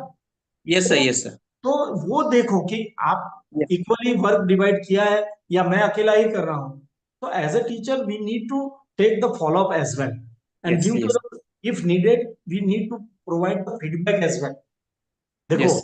ये कोई अच्छा बच्चा नहीं है जो टैलेंटेड नहीं है, लेकिन फिर भी वो कुछ कर रहा है, तो we have to provide him reinforcement. देखो, यस। ये बंदा है, एक्स व्यक्ति है, वो अभी तक तो कभी उसने नहीं किया, लेकिन इस बार देखो उसने कैसे बहुत अच्छा करके लेके आया है। He has done his, he has provide so many inputs in the project. तो हमको अप्रिशिएट करना चाहिए, और जो ऑलरेडी कर रहा है उसको भी थोड़ा अप्रिशिएट करो, उसको बहुत मत करो, वरना उनको लगेगा कि ये तो सर उसको ही अप्रिशिएट कर रहे हैं। तो बराबर। Accordingly we have to maintain the balance of the reinforcement as well. चलो, thank you sir. Any more? Hello sir. हाँ। सर मेरा एक क्वेश्चन है। Generally yes. देखा जाता है जब बच्चों को प्रोजेक्ट दिया जाता है तो ओवरऑल उनको जिस वो प्रोजेक्ट के लिए या 5 मार्क्स या फिर 10 मार्क्स दिए जाते हैं, तो ओवरऑल दिए जाते हैं, क्या ये ठीक है? ठीक है, क्योंकि वी आर प्रोवाइडिंग इंडिविजुअल, हम इंडिविजुअल को हम नहीं देते हैं, ओवरऑल को देते हैं, क्योंकि ओवरऑल प्रोडक्ट हमारे सामने क्या आता है। लेकिन आप ये भी कर सकते हो कि you can take presentation of some of the students and give them marks separately, ऐसा भी कर सकते हो। Okay. It depends on the teacher, okay, लेकिन या फिर ज्यादातर सर टीचर लोग रूब्रिक या फिर कोई स्केल अगर बनाते हैं तो हर एंगल के तरफ से हम उसको देख सकते हैं। प्रोजेक्ट प्रोजेक्ट को उसने कैसे बनाया या फिर उसने कैसे प्रेजेंट किया है, तो शायद वो ज्यादा अच्छा देखो, इवेल्युएशन होगा, ऐसे अभी लगता है। मैंने थोड़ा स्किप कर लिया, वरना यहाँ मैंने रूब्रिक्स की भी बात किया है। आ गया, हाँ, ये आ गया, हाँ, रूब्रिक्स। Yes sir. ठीक है, why use rubric, provides clear expectations. उनको, बच्चों को पता चलना चाहिए कि मैंने ये किया है तो ये होगा, ये किया है तो वो होगा। Right right. यस। थैंक देखो, यू सर, थैंक यू। और मैं करता हूँ। तो, हाँ बोलिए, और कोई question? Participants, anyone want to ask?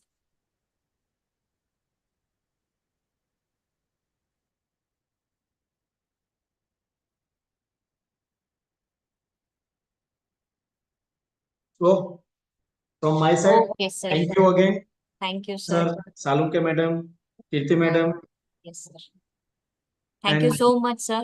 You are accepting our invitation and guide us very nicely with this topic, project-based learning.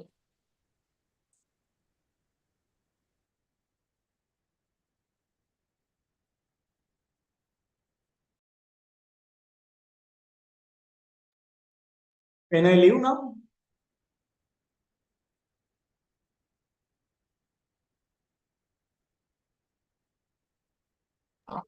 Okay, sir.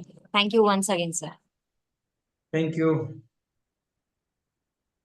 The next session will be starting 2-3 minutes. Sir will be with us. Dr. Gautam, sir, join the link.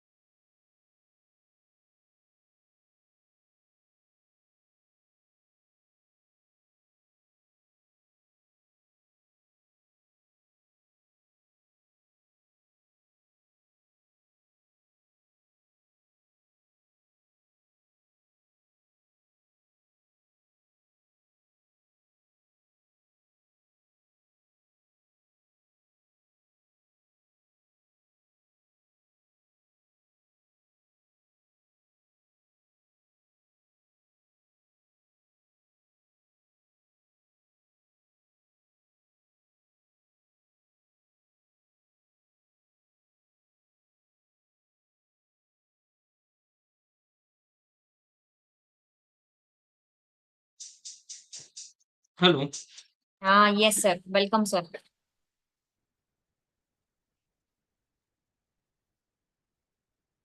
Now the second session will be start. I request Nazneen, teacher Nazneen Sheikh, please introduce Dr. Amit Gautam, sir.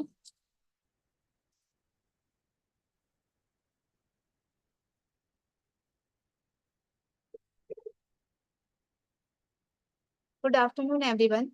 I'm Nazneen Sheikh, and I welcome all of you for 1 week national level faculty development program on teaching strategies for new era of KK College of Education in collaboration with the Yashwantrao Chauhan Maharashtra Open University's Professor Ram Takole Sir Research and Development Center.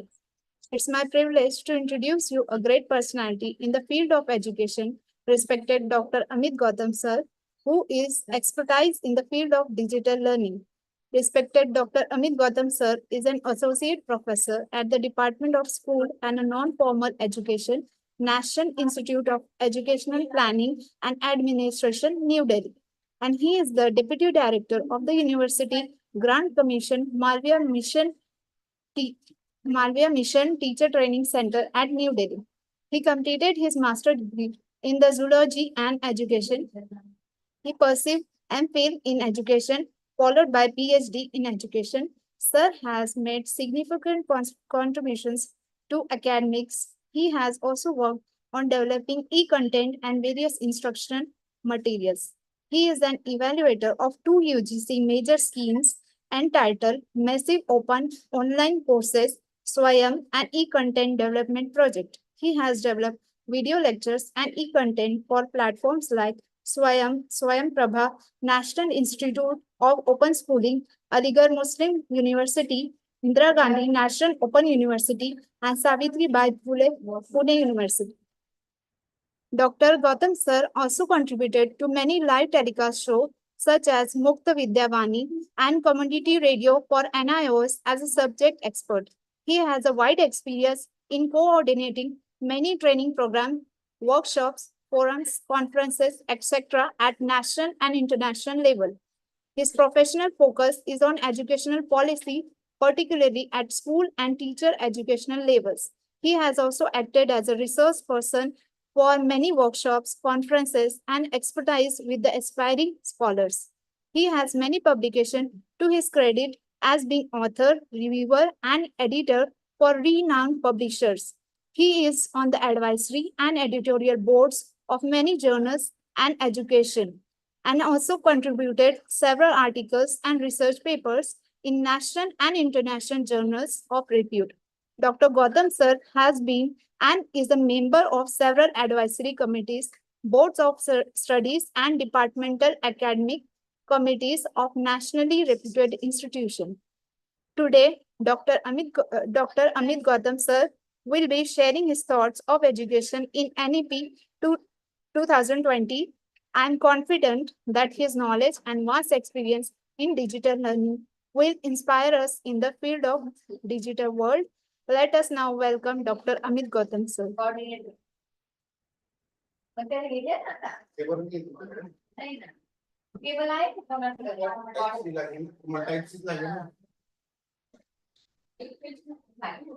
Sir,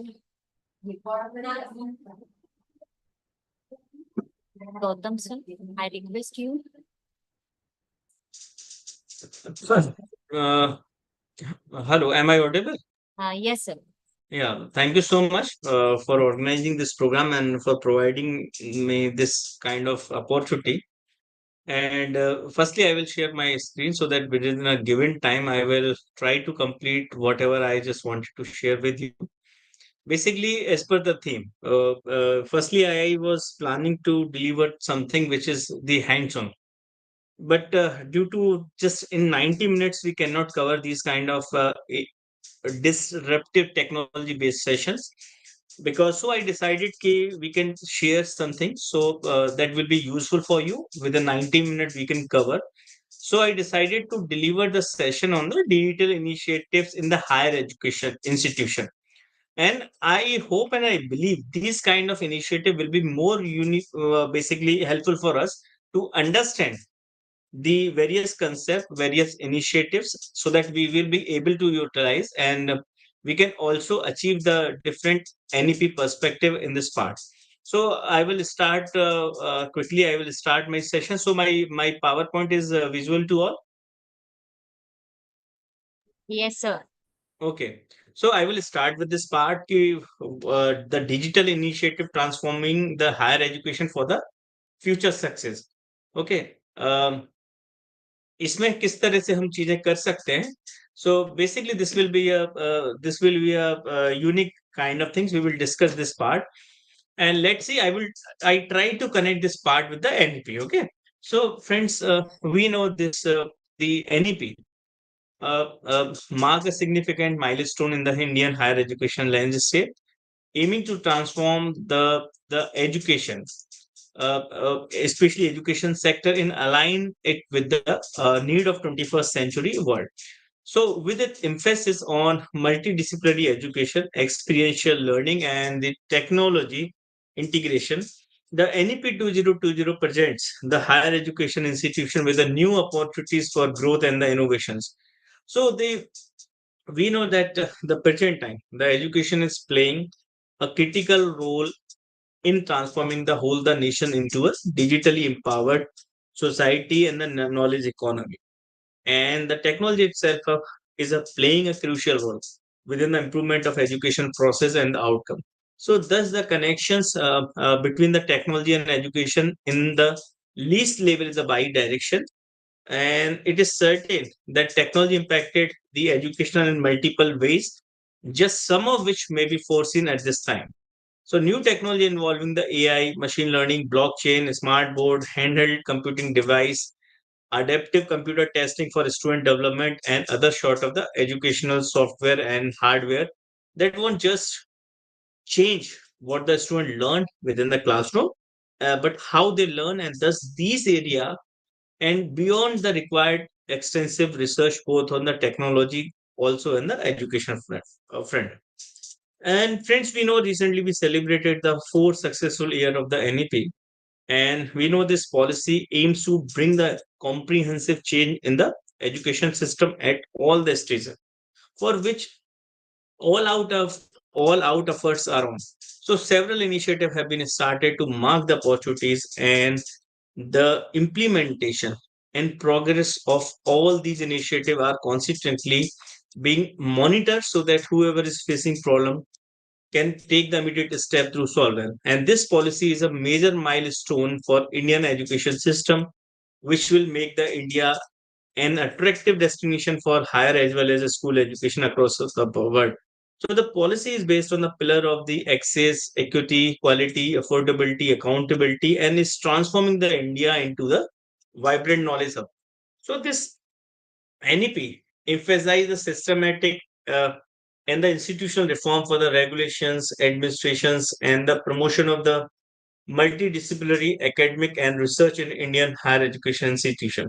So at present, a large amount of the online content is available in form of the audio, video, assessment, infographic, etc. Indian, including the 36 Indian languages, including the Indian Sign Language also. So, friends, for this purpose, that lot of credit goes to the Digital India campaign also. So, we know that the campaign was launched in 2015, and the program aims to transform the country economy by promoting the inclusive growth in electronic service, product manufacturing, and job practices.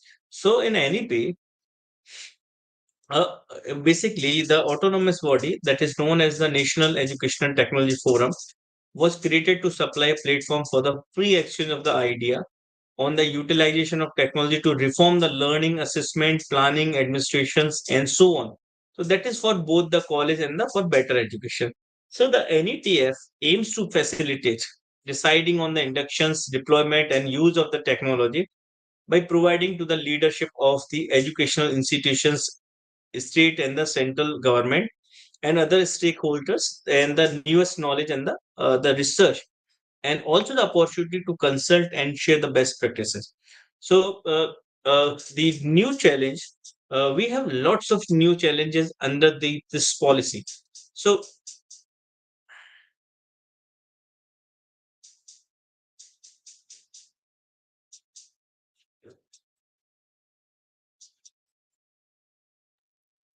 Sir, voice is not there.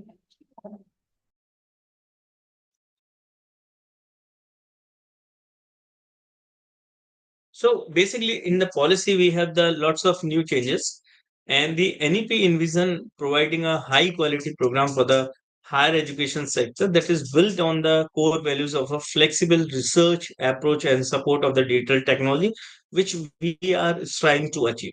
So for this kind of target of raising the gross enrollment ratio above the 50% in the coming year, the role of digital technology and innovation is going to be unprecedented.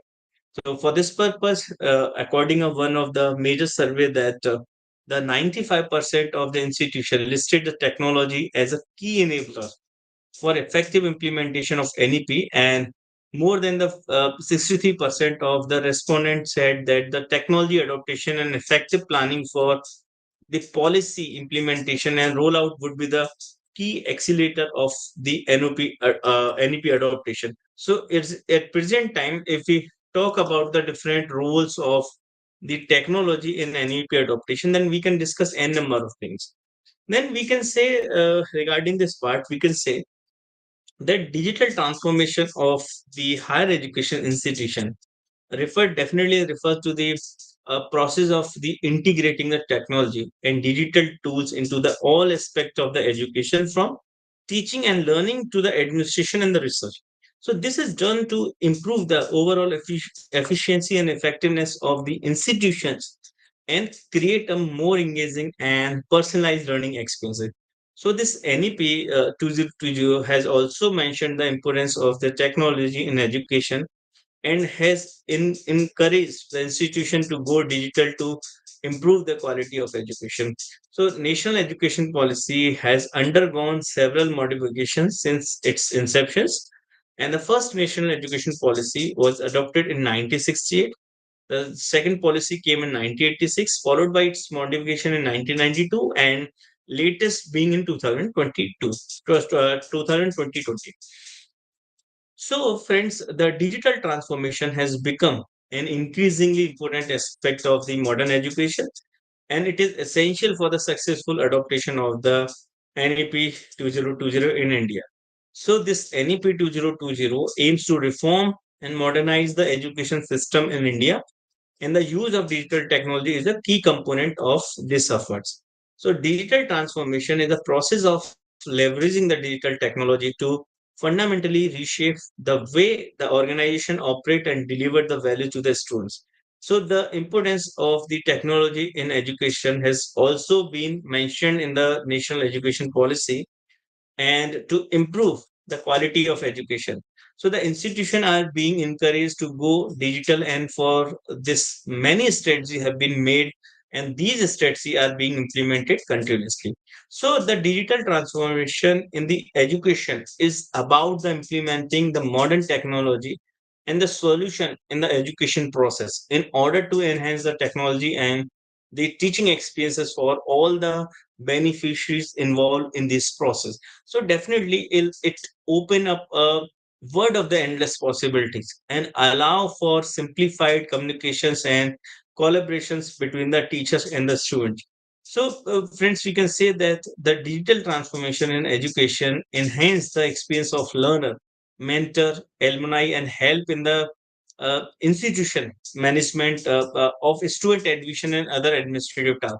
So it does so by the leveraging technology to simplify the education process. So it provide the a seamless enrollment experiences for the students. It provide the interactive and engaging learning experiences.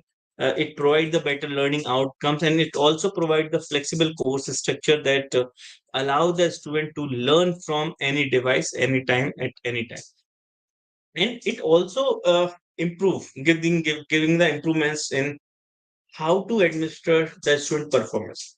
It is helpful in seamless schools, college, university administration process. So for this kind of thing, this policy is very useful. Okay. So in NEP 2020, it is based on the principle that we can say that technology can play a transformational role in taking the education to the next level. With this guiding principle, The policy recognized the immense potential of the technology in changing the higher education and equipping the students with the necessary skills for the future. So, in line with the vision, the NEP 2020 lay out the several guidelines for the higher education institution to leverage the technology effectively and implement innovative practices. So the national education policy just introduced the several new initiatives for higher education institution in India, and these initiatives aims to bring about the transformative change and promote the holistic development. So here I mentioned the some of the major key initiatives outlined in NEP 2020. So if we talk about these initiatives, so these initiatives are multidisciplinary education flexibility, multiple entry and exit points, academic bank of credits, academic research and innovations, faculty development and autonomy, internationalization, global perspective, and technology integration. So, friends, we can say that the technology integration is one of the key initiative of NEP 2020. So today, definitely we will discuss the technology integrations and the different the government digital initiatives. Firstly, I will give some emphasis on technology integration. Okay, friends, we can say that this NEP recognize the essential role of the technology in transforming the education, and it emphasizes the integration of technology in teaching, learning, and assessment process. So the policy encourages the use of online resources, e-learning platform, virtual classroom, and education technology tool to enhance the learning experiences. So these initiatives outlined in NEP 2020 aims to foster a dynamic and inclusive higher education system in India. So by promoting the multidisciplinary education, flexibility, research, innovations, the technology integration and global collaboration. So this NEP 2020 paves the way for the holistic development and prepare the student for the challenge and the opportunity of 21st century itself. So if we talk about different implementation of the technology to accelerate the NEP 2020 adoption. So friends, we can say that technology is playing an essential role in accelerating the implementation of initiatives outlined in NEP 2020 in the higher education institution in India. So here we will see how the technology can be leveraged. So we have this basically I try to mention the 9 essential parameter of the technology integration. So firstly, I will discuss the all the parameter one by one. So we can say that firstly, I will discuss about the e-learning platform and digital content.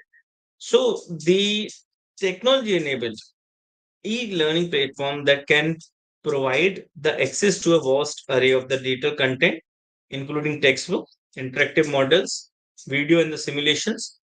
And these platforms facilitate the self-paced learning, enable the personalized learning experiences, and support anytime, anywhere access to the education resources. If we talk about the virtual classroom and webinar, then we can say that these kind of things powered by the technology that can facilitate the real-time interaction between the students and the teachers, regardless of the geographical constraint. So these platforms enable the live lectures, discussion, and collaborative activities that promoting the active engagement and fostering a sense of the community among the learners. And then we can discuss about the learning management system. The implementing the robust learning management system that allow the institution to efficiently manage and deliver the online course, track the student progress, and streamline the administrative tasks. So LMS platform enable the seamless communications, assignment submissions, grading, and the feedback exchange, enhancing the overall learning experiences. So if we talk about the open education resources, then we can say that the technology facilitate the creation and sharing of the open education resources such as the textbooks, lecture notes, and learning modules freely accessible to the students and the educators. So leveraging the OER reduce the cost of the education's material, promote the collaborations, and encourage the customization of the content to suit the specific curriculum needs, and it is also essential for the analytics and data driven decision making. So we can say that technology-driven analytics tools can gather and analyze the data related to the students' performance, engagement, and learning outcome. So here the institution can leverage these insights to identify the area of the improvement, personalize instructions, and make data-driven decisions to enhance the effectiveness of the education initiative. Then we can talk about the some collaborative platform and online project. So online collaboration platform facilitate the groups projects, a research collaboration, and knowledge sharing among the students and the faculty member. So these platform enable the efficient communication, file sharing, and task management that promoting a team and fostering a culture of the collaboration. And friends, I agree with this part. We need to discuss about the various assessment and educational evaluation tools. So the technology enable the assessment tools such as online quiz, assignments, and the automatic graded system that streamline the evaluation process. And these tools provide timely feedbacks, identify the learning gaps, and support the formative and the summative assessments, enable a comprehensive understanding of the student progress. And nowadays we have a very powerful technology known as the blockchain in the credentialing and the certification. So this blockchain technology can provide a secure and decentralized system for issuing and verifying the academic credentialing and the certification. So using blockchain, the education institution can create the tamper-proof digital record of the degree, diploma, and the certificates that ensuring the authenticity and eliminated the fraud practices also. So here the student can have the ownership and control over their digital credentials and allow them to easily share verified information with potential employer or the other education institution.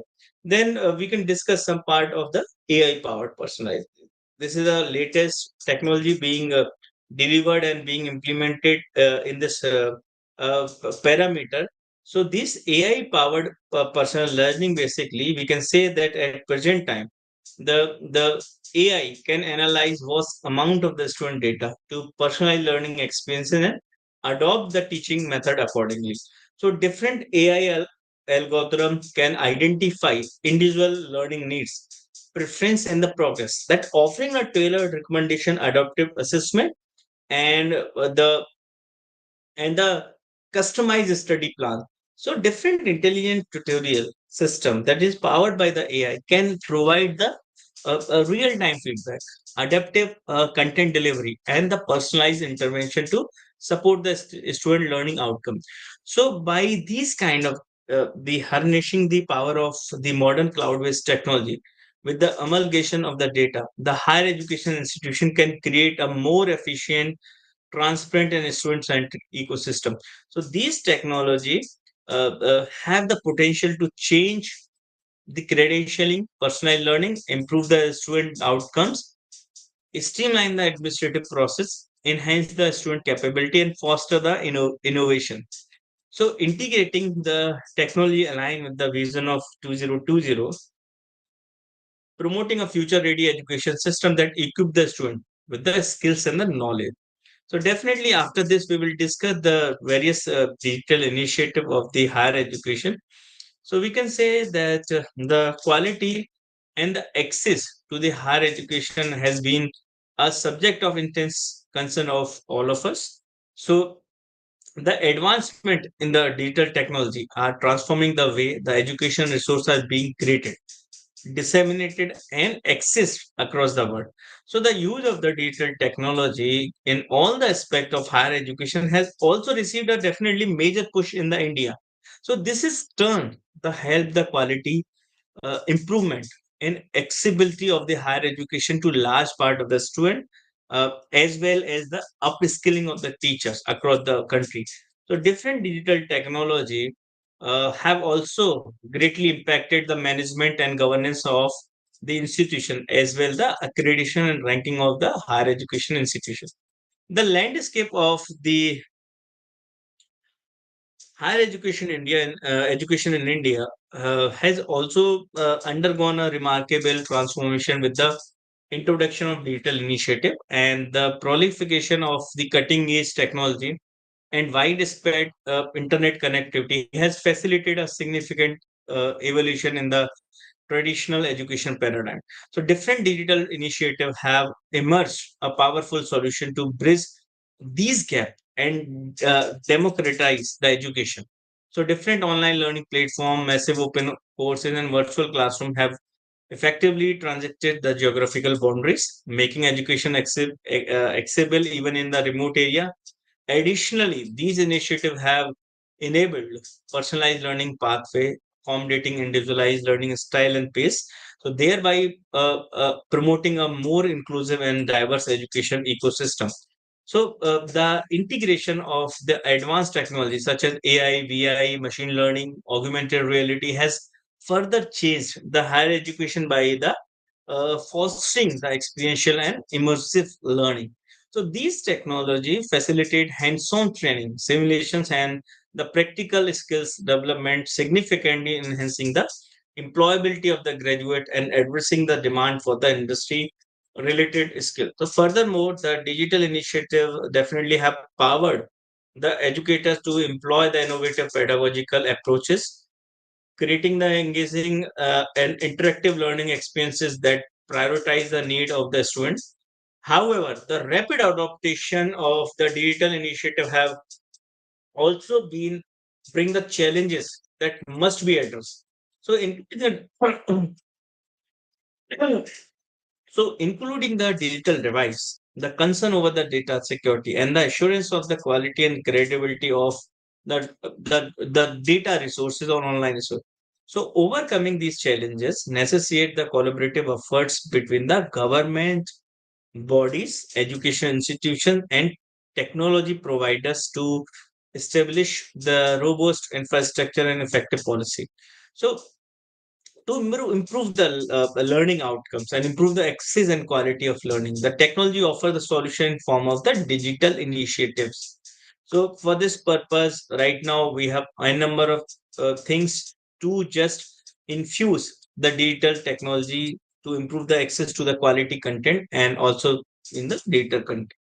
So presently, at present time we have n number of things. So the education we know that is essential for the nation's social and economic process, and for this purpose government of India has already taken so many digital initiatives in the higher education to just promote the higher education for all the country citizens. And basically they did this with the collaboration of various organizations and the edtech company. So the purpose is basically here with this kind of thing, any interested people can start their course for different program online with the help of this. So these digital transformation have transformed the education industry, and almost every institution is taking the necessary initiative to promote the digital education. So digital technology in higher education can change it's shortly. So using the technology in the education presently has become crucial for uh, achieving the various targeted group. So there are so many advantages of technology in the higher education. So it is one of them. So we will discuss all kind of things one by one, and we will see how this kind of technology will be helpful for us. So for more of the purpose, the government already took a number of initiatives and a number of things regarding the digital initiative of in the higher education. I'm sure आप में से you are also using some of the major initiative, using a major digital initiative. So, but for some of you are it is also new for you also. So we will discuss and we will see how this kind of technology can be leveraged and how these kind of things will be useful for us.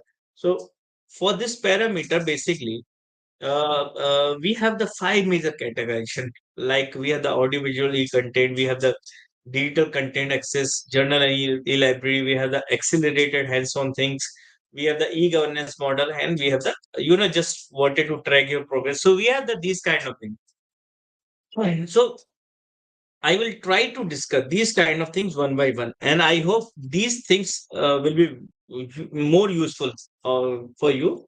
And aap mein se you are also using these kind of technology also. So I will discuss these things one by one. Please give me 1 minute just.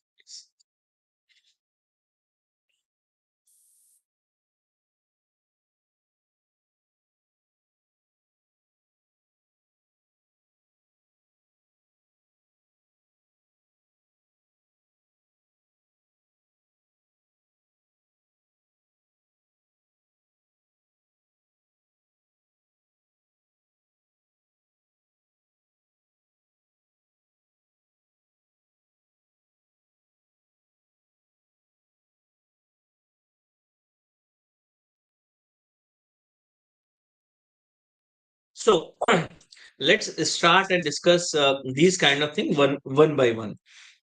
So, friends, firstly, things I would like to discuss the SWAM. So, SWAM is basically SWAM is basically unique platform of the government of India, and in this platform, basically, it's a government Indian portal for free and open online courses that providing a.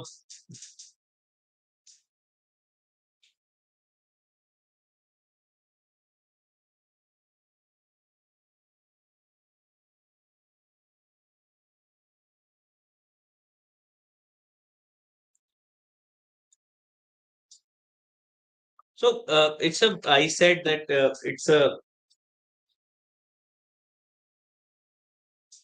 So it's a government of India portal for free and open online courses that providing the education course for the university and the college learner. So the SWAM is a program initiated by government of India, and it is designed to achieve the three cardinal principles of the education, including the access, quality, and equity.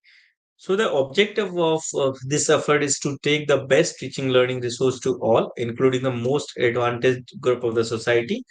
So this SWAM seeks to bridge the digital device for students who have remained untouched by the digital revolution and have not been able to join the mainstream of the knowledge economy. So this is done through a platform that facilitate the hosting of the course taught in the classroom from 9 to till post graduation that to be accessed by anyone anywhere at any time concept. So all the courses are interactive, prepared by the best teacher in the country and are available free of cost to any learner. So more than 1,000 specially chosen faculty and teachers from across the country have participated in preparation of these courses.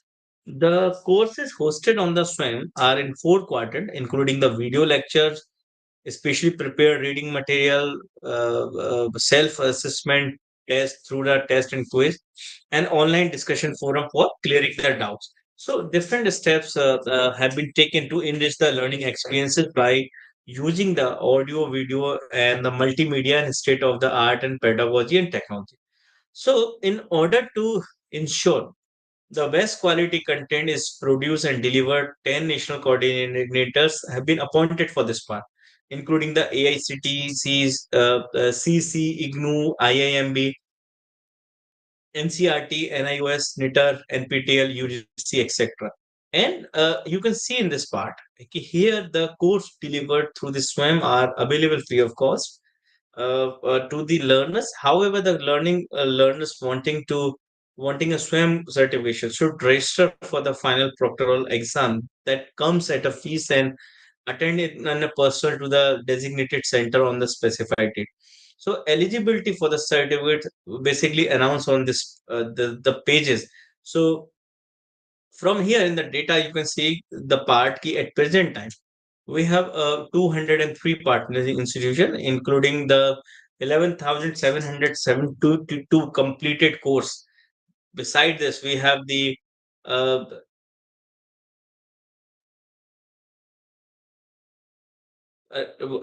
4 crores student enrollment we have.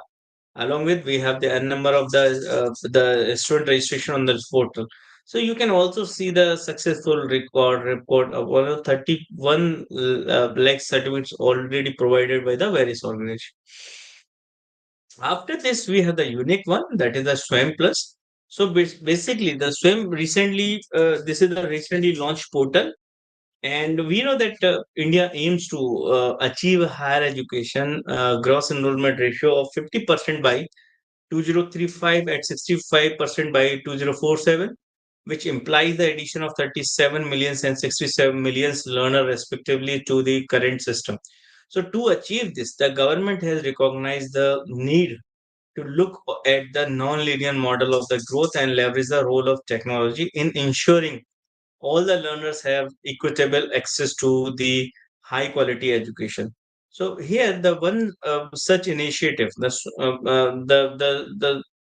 is a SWAM, that is a Ministry of Education existing massive open online course provide platform that providing the educational opportunity for a vast number of the learners. So it aims to bring the best teaching and learning resources to everyone, especially those who have yet to benefit from the digital revolution and access the knowledge economy.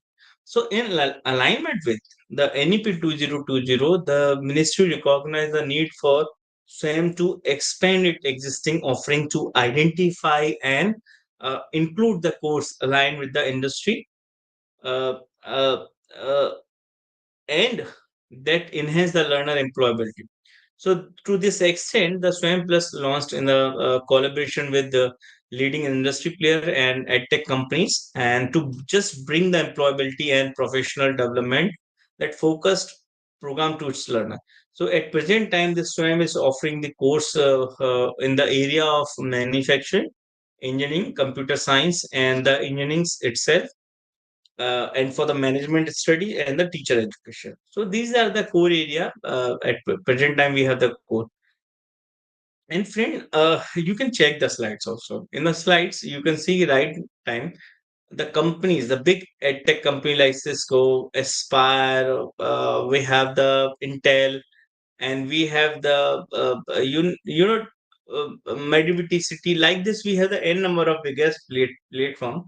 They are contributing on this Swam Plus platform. So this is the, we can say it's a unique kind of offer. After this, we have the Swam Prabha, and this Swam Prabha is a group of 40 DTS channels that devoted to telecast of the high quality education program on 24 into 7 basic using the GSAT 15 satellite. So every day we know that there will be new content for at least the 4 hours, which would be repeated 5 more times in a day, that allowing the student to choose the time of their convenience. So their channels are uplinked from the BISEC and Gandhinagar, and the content are provided by the IIT, UGC, CC, IGNOU, etc. And the Influminate Center maintain the web portal. So at present time, we have the 40 number of channels and 1,20,000 600 plus number of title we have for this portal. And you can see in the slide, you can check that at present time, the CC, IGNOU, IITs, the Influnet, NCRT, NIOS, UGC providing and contributing for this portal. And in this portal, suppose for an example, if you want to explore any courses related to the professional vocational education, so you can explore the channel number 19, and that channel number 19 is basically running by the IGNOU. And if you are interested to explore some channel on the if we take the on language and the literature, so you can explore the channel number 1, and that is running by the IFLU Hyderabad. So likewise, we have the n number of channels for this portal. And friends, after this we have the PME Vidya.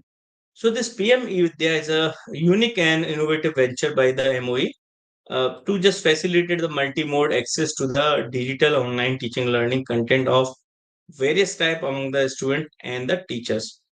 So the uniqueness of the PME Vidya lies with its comprehensive accessibility for all, as it cater the education content to all, which its multi-mode setup of the remote learning platform, including the internet, radio, community, etc. So one of the significant initiative of the PME Vidya is creating the 12. Now it's approximately 200 PME Vidya channels on one class, one channel to broadcast the educational content related to the class 1 to 12. So this PME with their DTS channels benefit the learner in remote areas where stable internet is not available. So these channels broadcast the curriculum based educational content that developed by the NCRT and other agencies like the CBSE, KVS, NIOS, etc. And the video content has also been developed in Hindi, English, and regional languages. So QR code have been placed on these video content, which when scanned using the Diksha app, that will take the user to the same content to the Diksha app. After friends, we have the EPG part. It's a gateway to the all PG courses. And EPG Shala is an initiatives of the under the National Mission on the Education through ICT that being the executed by the UGC. The content and its quality being the key component of the education system. High quality, curriculum based, interactive e-content in 70 subject across all the discipline of the social sciences, arts, fine arts, and the humanities, natural and mathematical science that have been developed by the subject expert working in the Indian universities and the other research and development institution across the institution. So every subject had a team of the principal investigator, paper coordinator, content writers, content reviewers, language editor, and the multimedia team itself.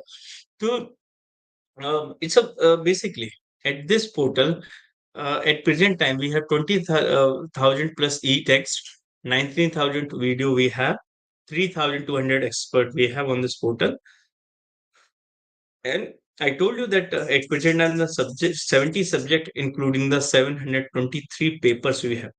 Friends, I ensure you whatever content is available on this portal is a quality content.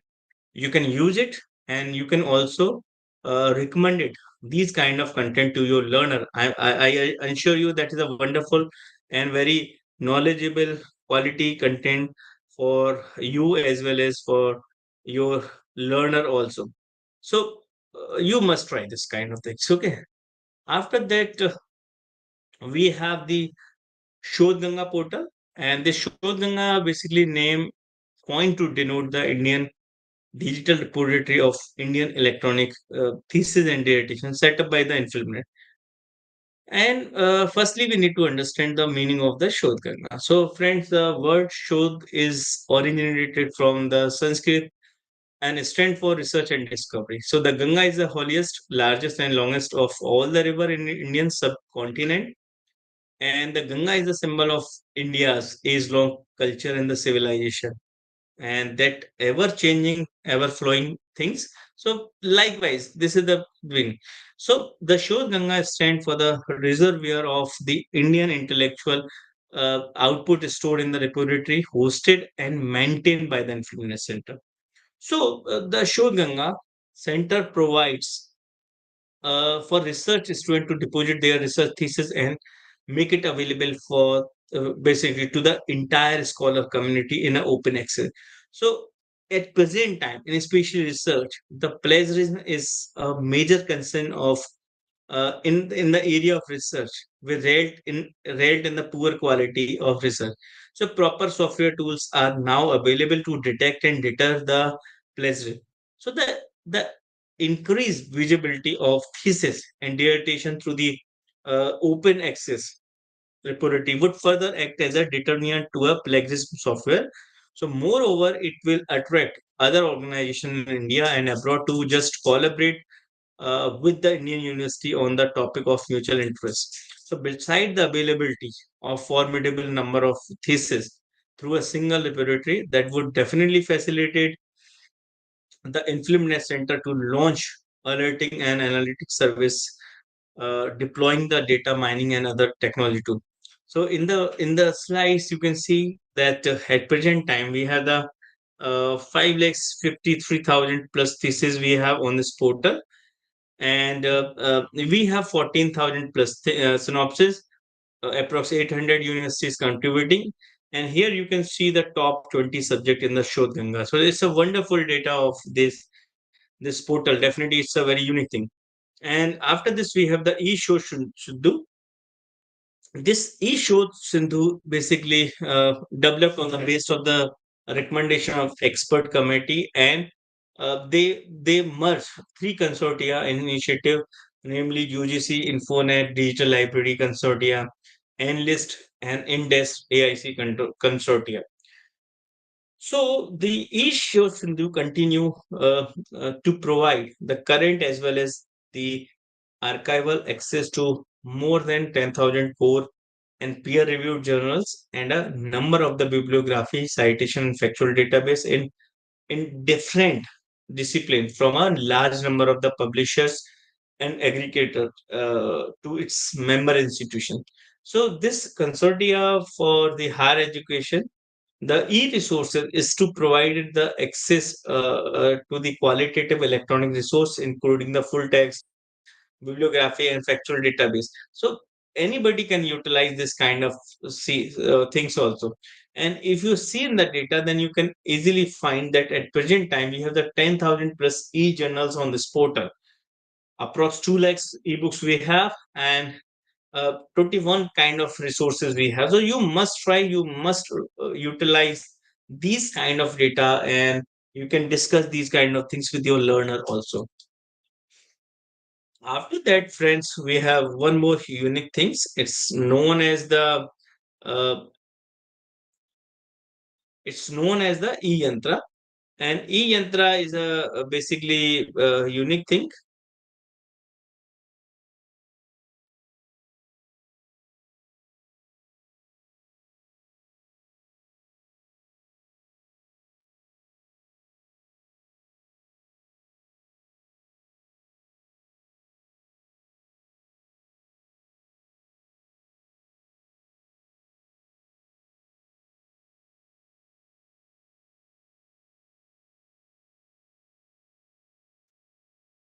So basically, this is also uh, created under the NMEICT missions, and the e-yantra is implemented to incorporate the robotics and the robotics into the engineering education with the objective of engaging the student through existing hands-on application of the mathematics, computer science, engineering principle.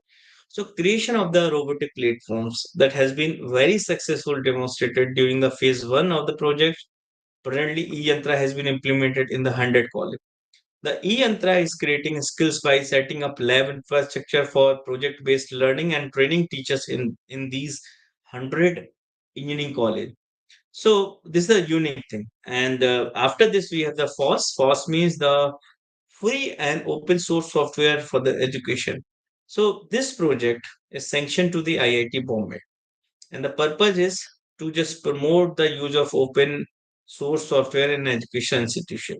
So it does through the instruction material such as the spoken tutorial, documentation such as textbook companies, awareness program such as conference, training, workshop, internship, etc. And the training, the textbook companies is a collection of the code for solve the example of standard textbook.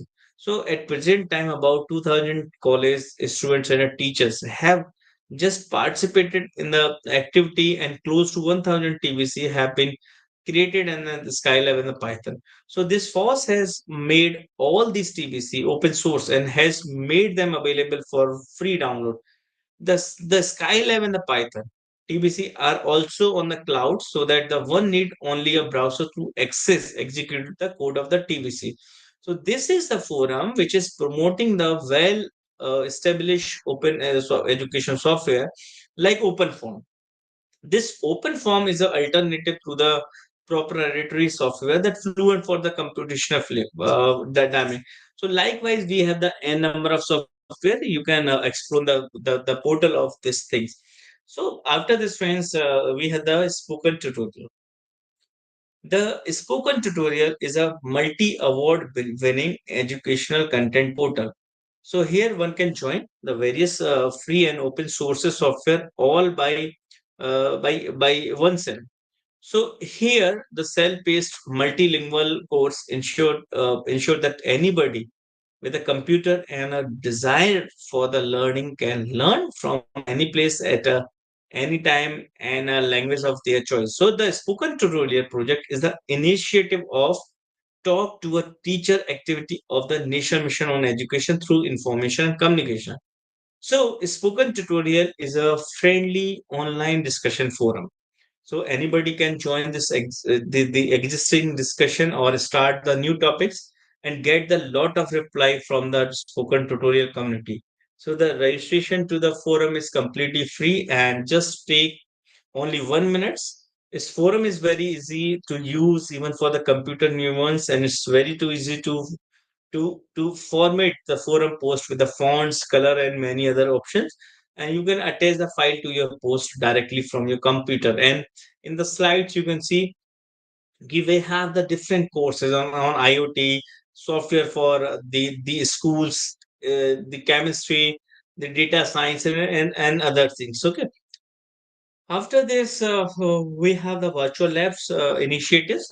And this virtual lab, we know that at present time, the physical distance and the lack of the resources make us unable to perform the experiment, especially when they involve the sophisticated instrument. So also the good teacher are always scared about the resources. Web-based and the video-based course address the issue of the teaching to some extent, conducting the joint experiments by two participating institutions and also sharing the costly resources has also been a challenge. So with the present day, the internet and computer technology, the above limitation can no more hamper the students and researcher enhancing their skills and knowledge. So also in a country such as ours, costly instrument and equipment need to be shared with the follow researcher to the extent possible. So here the web enabled experiment that can be designed for the remote operation and viewed so to change the curiosity and innovation into the student. So this would help in learning basic and the advanced concept through the remote experiment. So today most equipment has interface for the control and data storage. It is possible basically to design good experiment around some of these equipment which would enhance the learning of a student. So at present time, the internet based experimentation further permit the use of resources, knowledge, software, and the data available on the web. So apart from encouraging the skillful experiment that being simultaneously performed at the point separated in the space. So these kind of lab does not require any kind of additional infrastructure set up by the conducting the experiment at user premises. So one computer terminal with the broadband internet connectivity is all the needed to perform the experiment remotely. So at present time, over the uh, 205 virtual labs in the 9 engineering and in the science discipline comprising about the 1515 experiment are operational and currently being accessed by more than 6 lakh students. So that's a unique kind of data for this portal. And after this, we have the National Internship Portal. And the National Internship Portal is an initiative of the Ministry of Education that aim at the facilitating the placement of student and graduate in various organizations across the country. The portal provides a platform for a student to find a suitable internship while also enabling the employer to find the talented and qualified intern. The National Internship Portal offer a range of the features and service to student, graduate, and employed. So it include n number of things like here the any intern can search for the internship, and the portal allow the student to search for the internship based on their qualification, based on their interest, and they based on their uh, preferred location. So here the student can apply for internship directly through the portal for submitting their resume and other required documents. So with the help of this portal, the employer can post their internship opportunity on the portal and receive the applications from the interested student.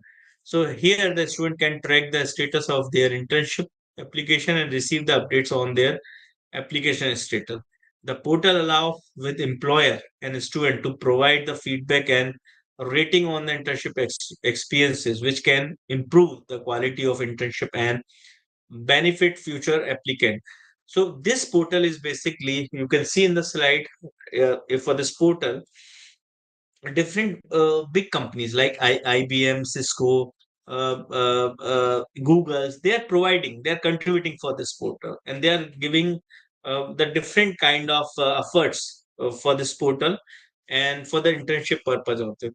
You must recommend these kind of things to your learn, and that will be get lots of benefit with the help of this portal also. So it's give a different view, different things also. So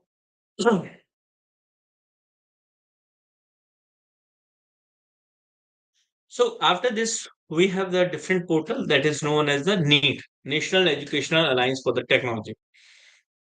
This portal basically is an initiative launched by the Ministry of Education just to promote the use of the technology in the education and enhance the employability of the students. So this NEET aims to provide a one-stop platform for the student to just access the quality learning resources, get training in emerging technology, and connected with the potential employer. So, under this initiative, the MOE has collaborated with leading technology company and startup to offer a wide range of the online courses, certificate program, and internship opportunity to students across the India. The NEET portal provides access to more than 2,000 courses in emerging the technology such as AI, machine learning, blockchain, data science, and computer security. So here we have some of the key feature like the if the all courses offered on this under this NEET initiative that are available for the student free of cost, and this make it easier for the student from all the backgrounds to access the quality learning resources and upskill themselves in emerging the technology. So that this NEET offer the certification program in collaboration with the leading technology companies and the startup.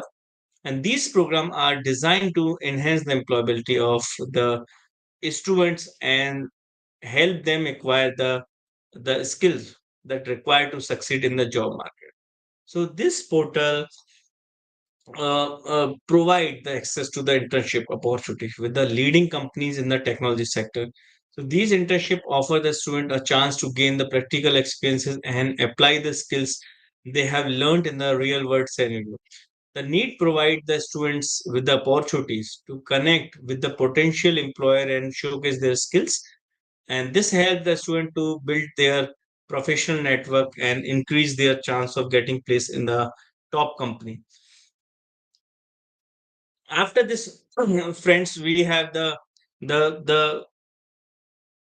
we have the unique portal that is known as the Samarth is a basically initiatives.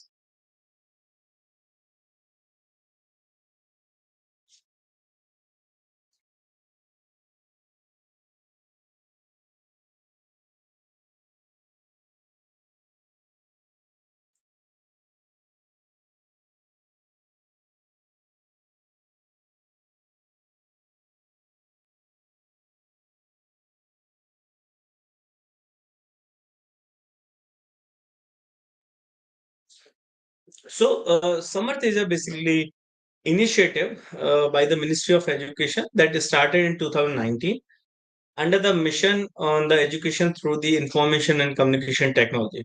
So with it aims to enable the student and higher education institution through a digital framework for planning, management, delivery, and monitoring of services for the student, staff, and other stakeholders. So under this project, the higher education institution are provided with a fully managed cloud-based comprehensive ERP that is a custom built for the higher education institution of the country. That Samarth blends the technology with the policies and standards of the governance in the higher education and make it available to the institution and its stakeholder through the anytime anywhere digital interface. So the institutions can deliver the quality higher education experiences to the learner by simplifying their procedure and practice through the summer interface. Since 2019, the summer has been extended to the various type of the higher education institutions, including the central institutions, central universities, state universities, different colleges, NITs, IITs, etc. And with a basically pan-India presence, the Samarth is building a nationwide network for future-ready digital campus that providing the world-class yet uniform experience to the students and the administrator of the institution.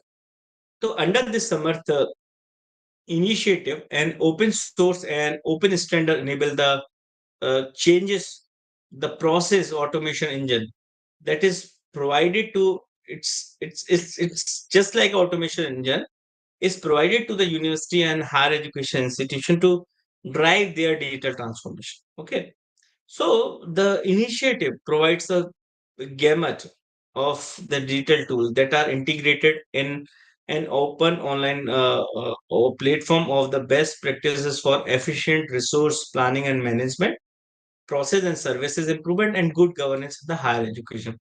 The Samarth e-governance platform integrate the technology and education delivery in a seamless manner. It is a custom made for the higher education institution across the country, and it is allow them to deploy a framework for planning, management, delivery, and monitoring of the service for students, staff, and other stakeholders. It caters the need of the university and the higher education institution by introducing the 9 package comprising of the 40 modules on a single platform.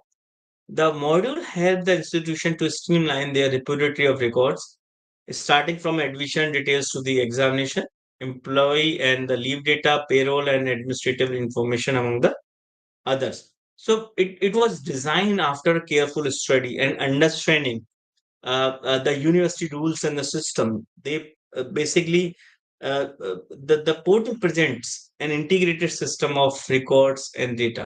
So, moreover, the modules are user friendly and constant research and feedback that is carried out to enhance the user experiences and add new and additional feature.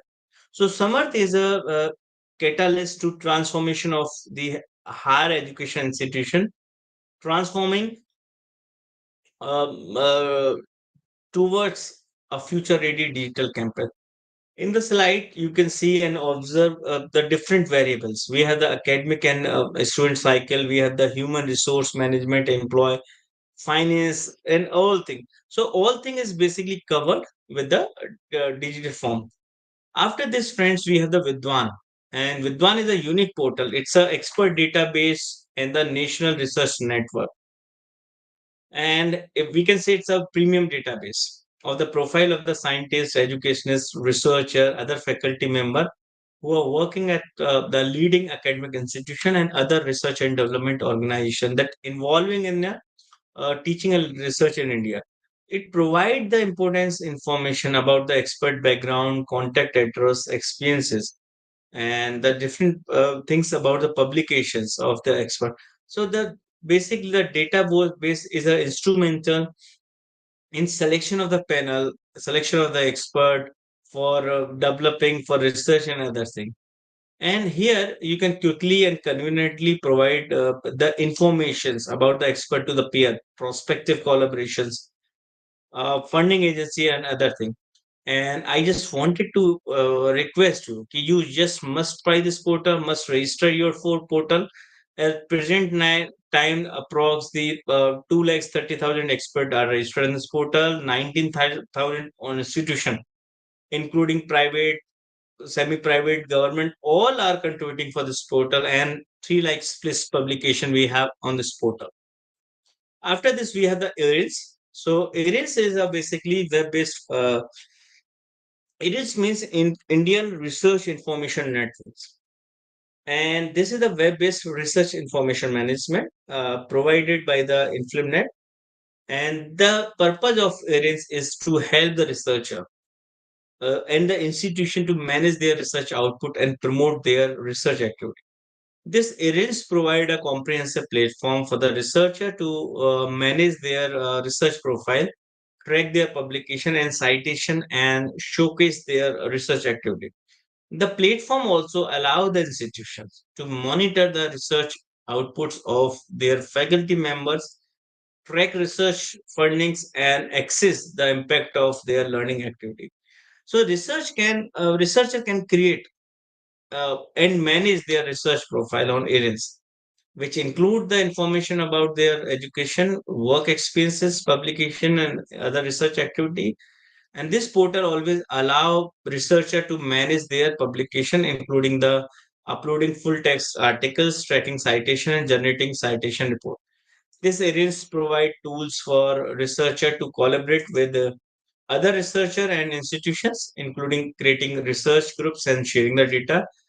And here the institution can use areas to manage the research funding, including tracking grants, managing budgets, and generating financial things. So areas provide the analytics tools to assess the impact of the research activities, including generating citations, reports, and tracking of the use of the research output. So those who have having the basically the project, you must try this part. You can register yourself on this portal. After this, we have the show shooting. Friends, this is a portal uh, uh, basically executed by the UGC. And the platform is provide access to the plagiarism detection software to the especially all the university and institution in India. So they allow them to detect and prevent the plagiarism in the academic research. Show Shuddhi is a web-based platform that offer a range of the plagiarism detection tools, including the text matching algorithm and machine learnings, different models, just to identify the instances of plagiarism in the research document. The platform also provides the user with a plagiarism report that highlight the degree of similarity between the original document and suspected plagiarized content. And this show should be designed with a user-friendly interface that make it easy for user to upload and check their research document for the plagiarism. So the platform support the multiple languages, including the English, Hindi, and the other regional languages, that making it accessible to the researcher from the different part of India. And here we have the lots of possibility of the customization. User can customize the settings of the plagiarism detection tool that based on the specifies specific needs, including a setting exclusion rules for the certain phrase and the citation. And here we have the facility of the collaboration. The Show Shuddhi platform allow the user to collaborate with other researcher and institution, including the sharing research data and the collaborating on the research project also. Beside this, we have the data security. So this platform ensure the security of the user data by using the encryptions and the other security protocol to just protect the sensitive information of the researcher. So after this, we have the academic bank of credit. Okay, the academic bank of credit is a digital platform and again introduced by the government of India under the Ministry of Education. The platform was launched in the 2019 as a part of the national education policy, and it is designed to provide a seamless and transparent credit transfer system for the higher education in India. So this ABC works as a repository of academic credit earned by the student throughout their higher education journey. And under this system, the student can accumulate credit for every course or subject they complete, irrespective of the institution they are enrolled in. And these credit are then stored in their ABC accounts, which can be accessed by the both student and the institution. And here we have a number of benefits of this portal. Like here, the student can accumulate the credit for every course on the subject they complete. And these credit are stored in their ABC account. So here the student can transfer their credit earned from one institution to another, which allow for the seamless mobility of transferability of credit. The ABC system allow for the banking of the credit earned by the students, which means that the student can accumulate the credit over a period of time and use them towards the completion of their degree program. And here, the student can redeem their accumulated credit towards the completion of their degree program, which helps to reduce the times and cost of completing a degree. So the ABC system maintain a digital records of the credit earned by the students, which ensure the transparency and help to eliminate the fraud activity. So this is the unique thing. And in the data, you can see at present time, we have 30.47 CR number of students learned on this portal. We have 2,118 total number of AIs institution university registered on the ABC. We have 779 total number of AI that have uploaded credit on this portal, plus 53.84 lakhs the unique student credit award the seeded with the APAR we have.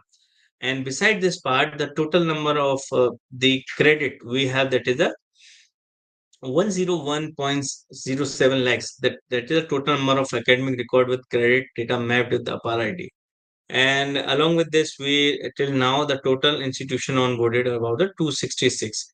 And friends, in the slides, you can see that at time we have the top uh, uh, 5 active participant of the last weeks. So you can see the Mangail University basically having the 64,000 data from last week. And I'm happy to share this part. Okay, here you can see the top 5 active participant university, and this YCMUO come on top along with the 30,260 active participant in the last week. So it's the current data. So it's give the whole pictures. Why this ABC becomes so essential, why the student need to be enrolled in this part, so that they can easily transfer their credit data and easily get the redeem for these kind of data. So it's a unique kind of things, and basically dheere dheere sari university will be the part of this kind of things without any kind of things. So, friend, in last, I just wanted to include one thing, that at present time, NEP envisions a transformative futures for the higher education institution in India. And these kind of technology can serve as a powerful enabler in realizing its goal. So by leveraging the technology tools and the platform, the higher education institution can implement the guideline of these NEP 2020 effectively. So from facilitating the multidisciplinary educations and the blended learning through the personalized assessment and the teacher professional development, the technology empower the institution to create the inclusive, engaging and learner-centric environment. So this is from my side. Thank you for the patient listening. I hope and I believe this will very helpful for you. And again, in last, I just wanted to make a request. Kindly do register yourself for these various kind of portal. Utilize this portal as much as you can. Recommend these portal to your learner and create your ID on the Vidwan portal. Then you can see the difference.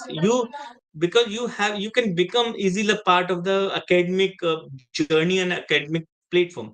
So it's give the whole picture. And the one thing is we need not to pay any kind of thing. It's a free of cost. All the funding part, all the expenditure is taken care by of the government of India and the Ministry of Education itself. So this is a unique kind of thing. And ऐसा नहीं है कि कुछ काम होगा. You can register yourself for some courses, for some extra academic and professional development. You can be a part of these kind of initiatives. Because learning is a endless process. So as a professor, as an associate professor, you can be a part of these kind of thing. So thank you so much from my side. Now it's over to Dr. Kirti. Yes, sir. Yes, sir. Yes. Very nice and informative session, sir. Just my request is that whatever you share the sites and websites, please share me the name with that detail, that I can provide the participant for the portal registration Sure. websites. Okay. Okay. Anyone want to ask some questions, please? Participants? Anyone have doubt?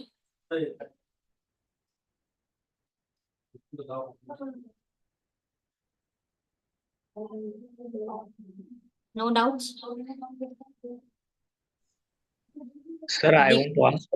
uh, So, sir, how it's possible to prepare this content? I'm unable to understand. Your voice is breaking. Okay. Sir, at a national level, You can so if you I, okay, should I write? yeah, sure. Yeah, you can write. Now you are much audible. If you want to write, you just write in the chat box. I will give the answer. Okay. Deepak sir, please off video and you can ask. That time your voice will not Okay. break. Okay. So at a national level, so how should I contribute as a teacher if I want to develop a course? Possible to guide in that way? For which portal you are talking about? So I am. So Basically, SWAM is announcing the proposal for the courses. Okay.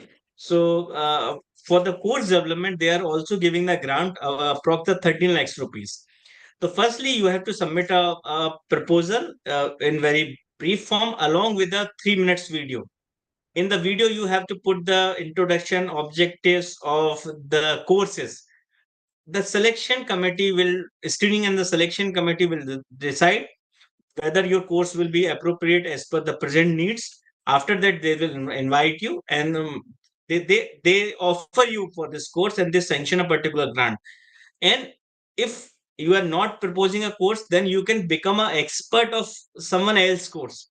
So two-way process we have. It's a four-quadrant model, so you can be a part of the different quadrant from someone else's course in quadrant 1, 2, and 3.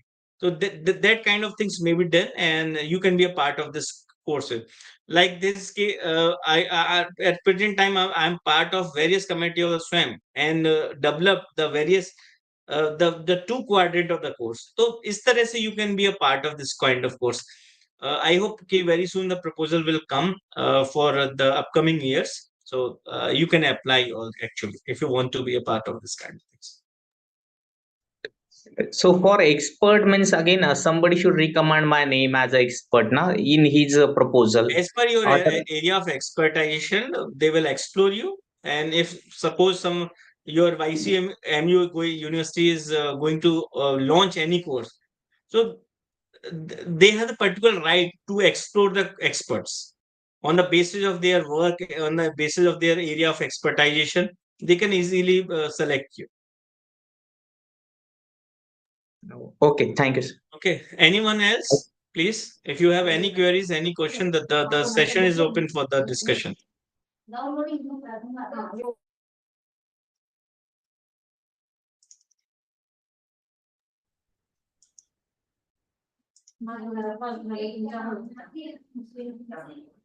Yogita ma'am, you want to ask? Voice is not there. Ma'am, voice is not there. If you want to ask, come here.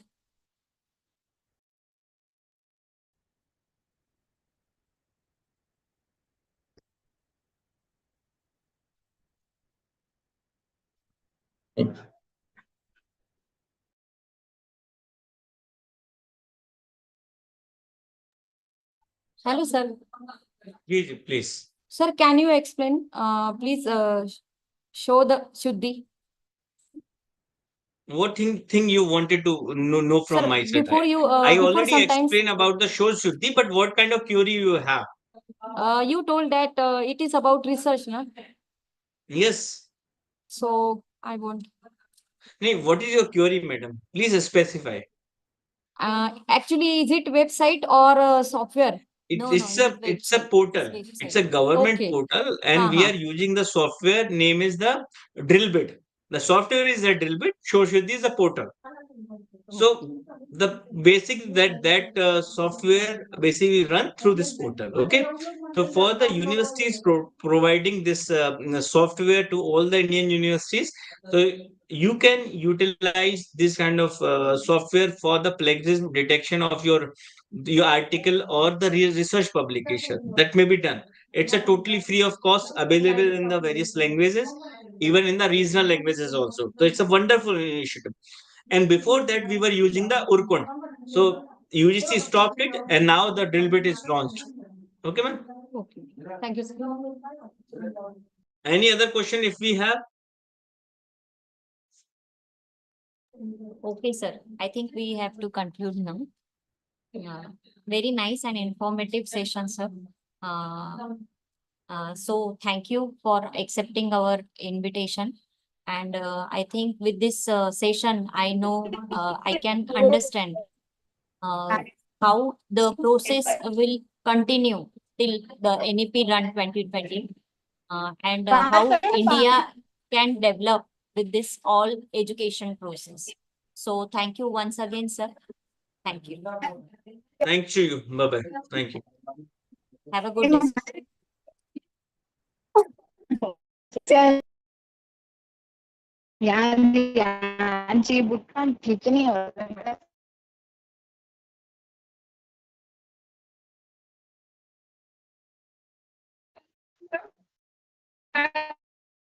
बापरे हो गया हाँ तुमचं ते team चालू scholarship open है क्या है ना क्या है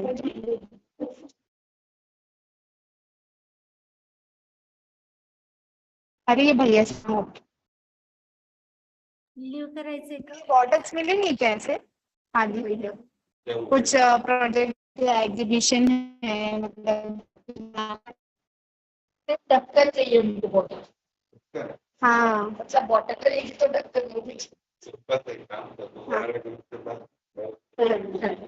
अभी इतना टाइम नहीं ना जाने आने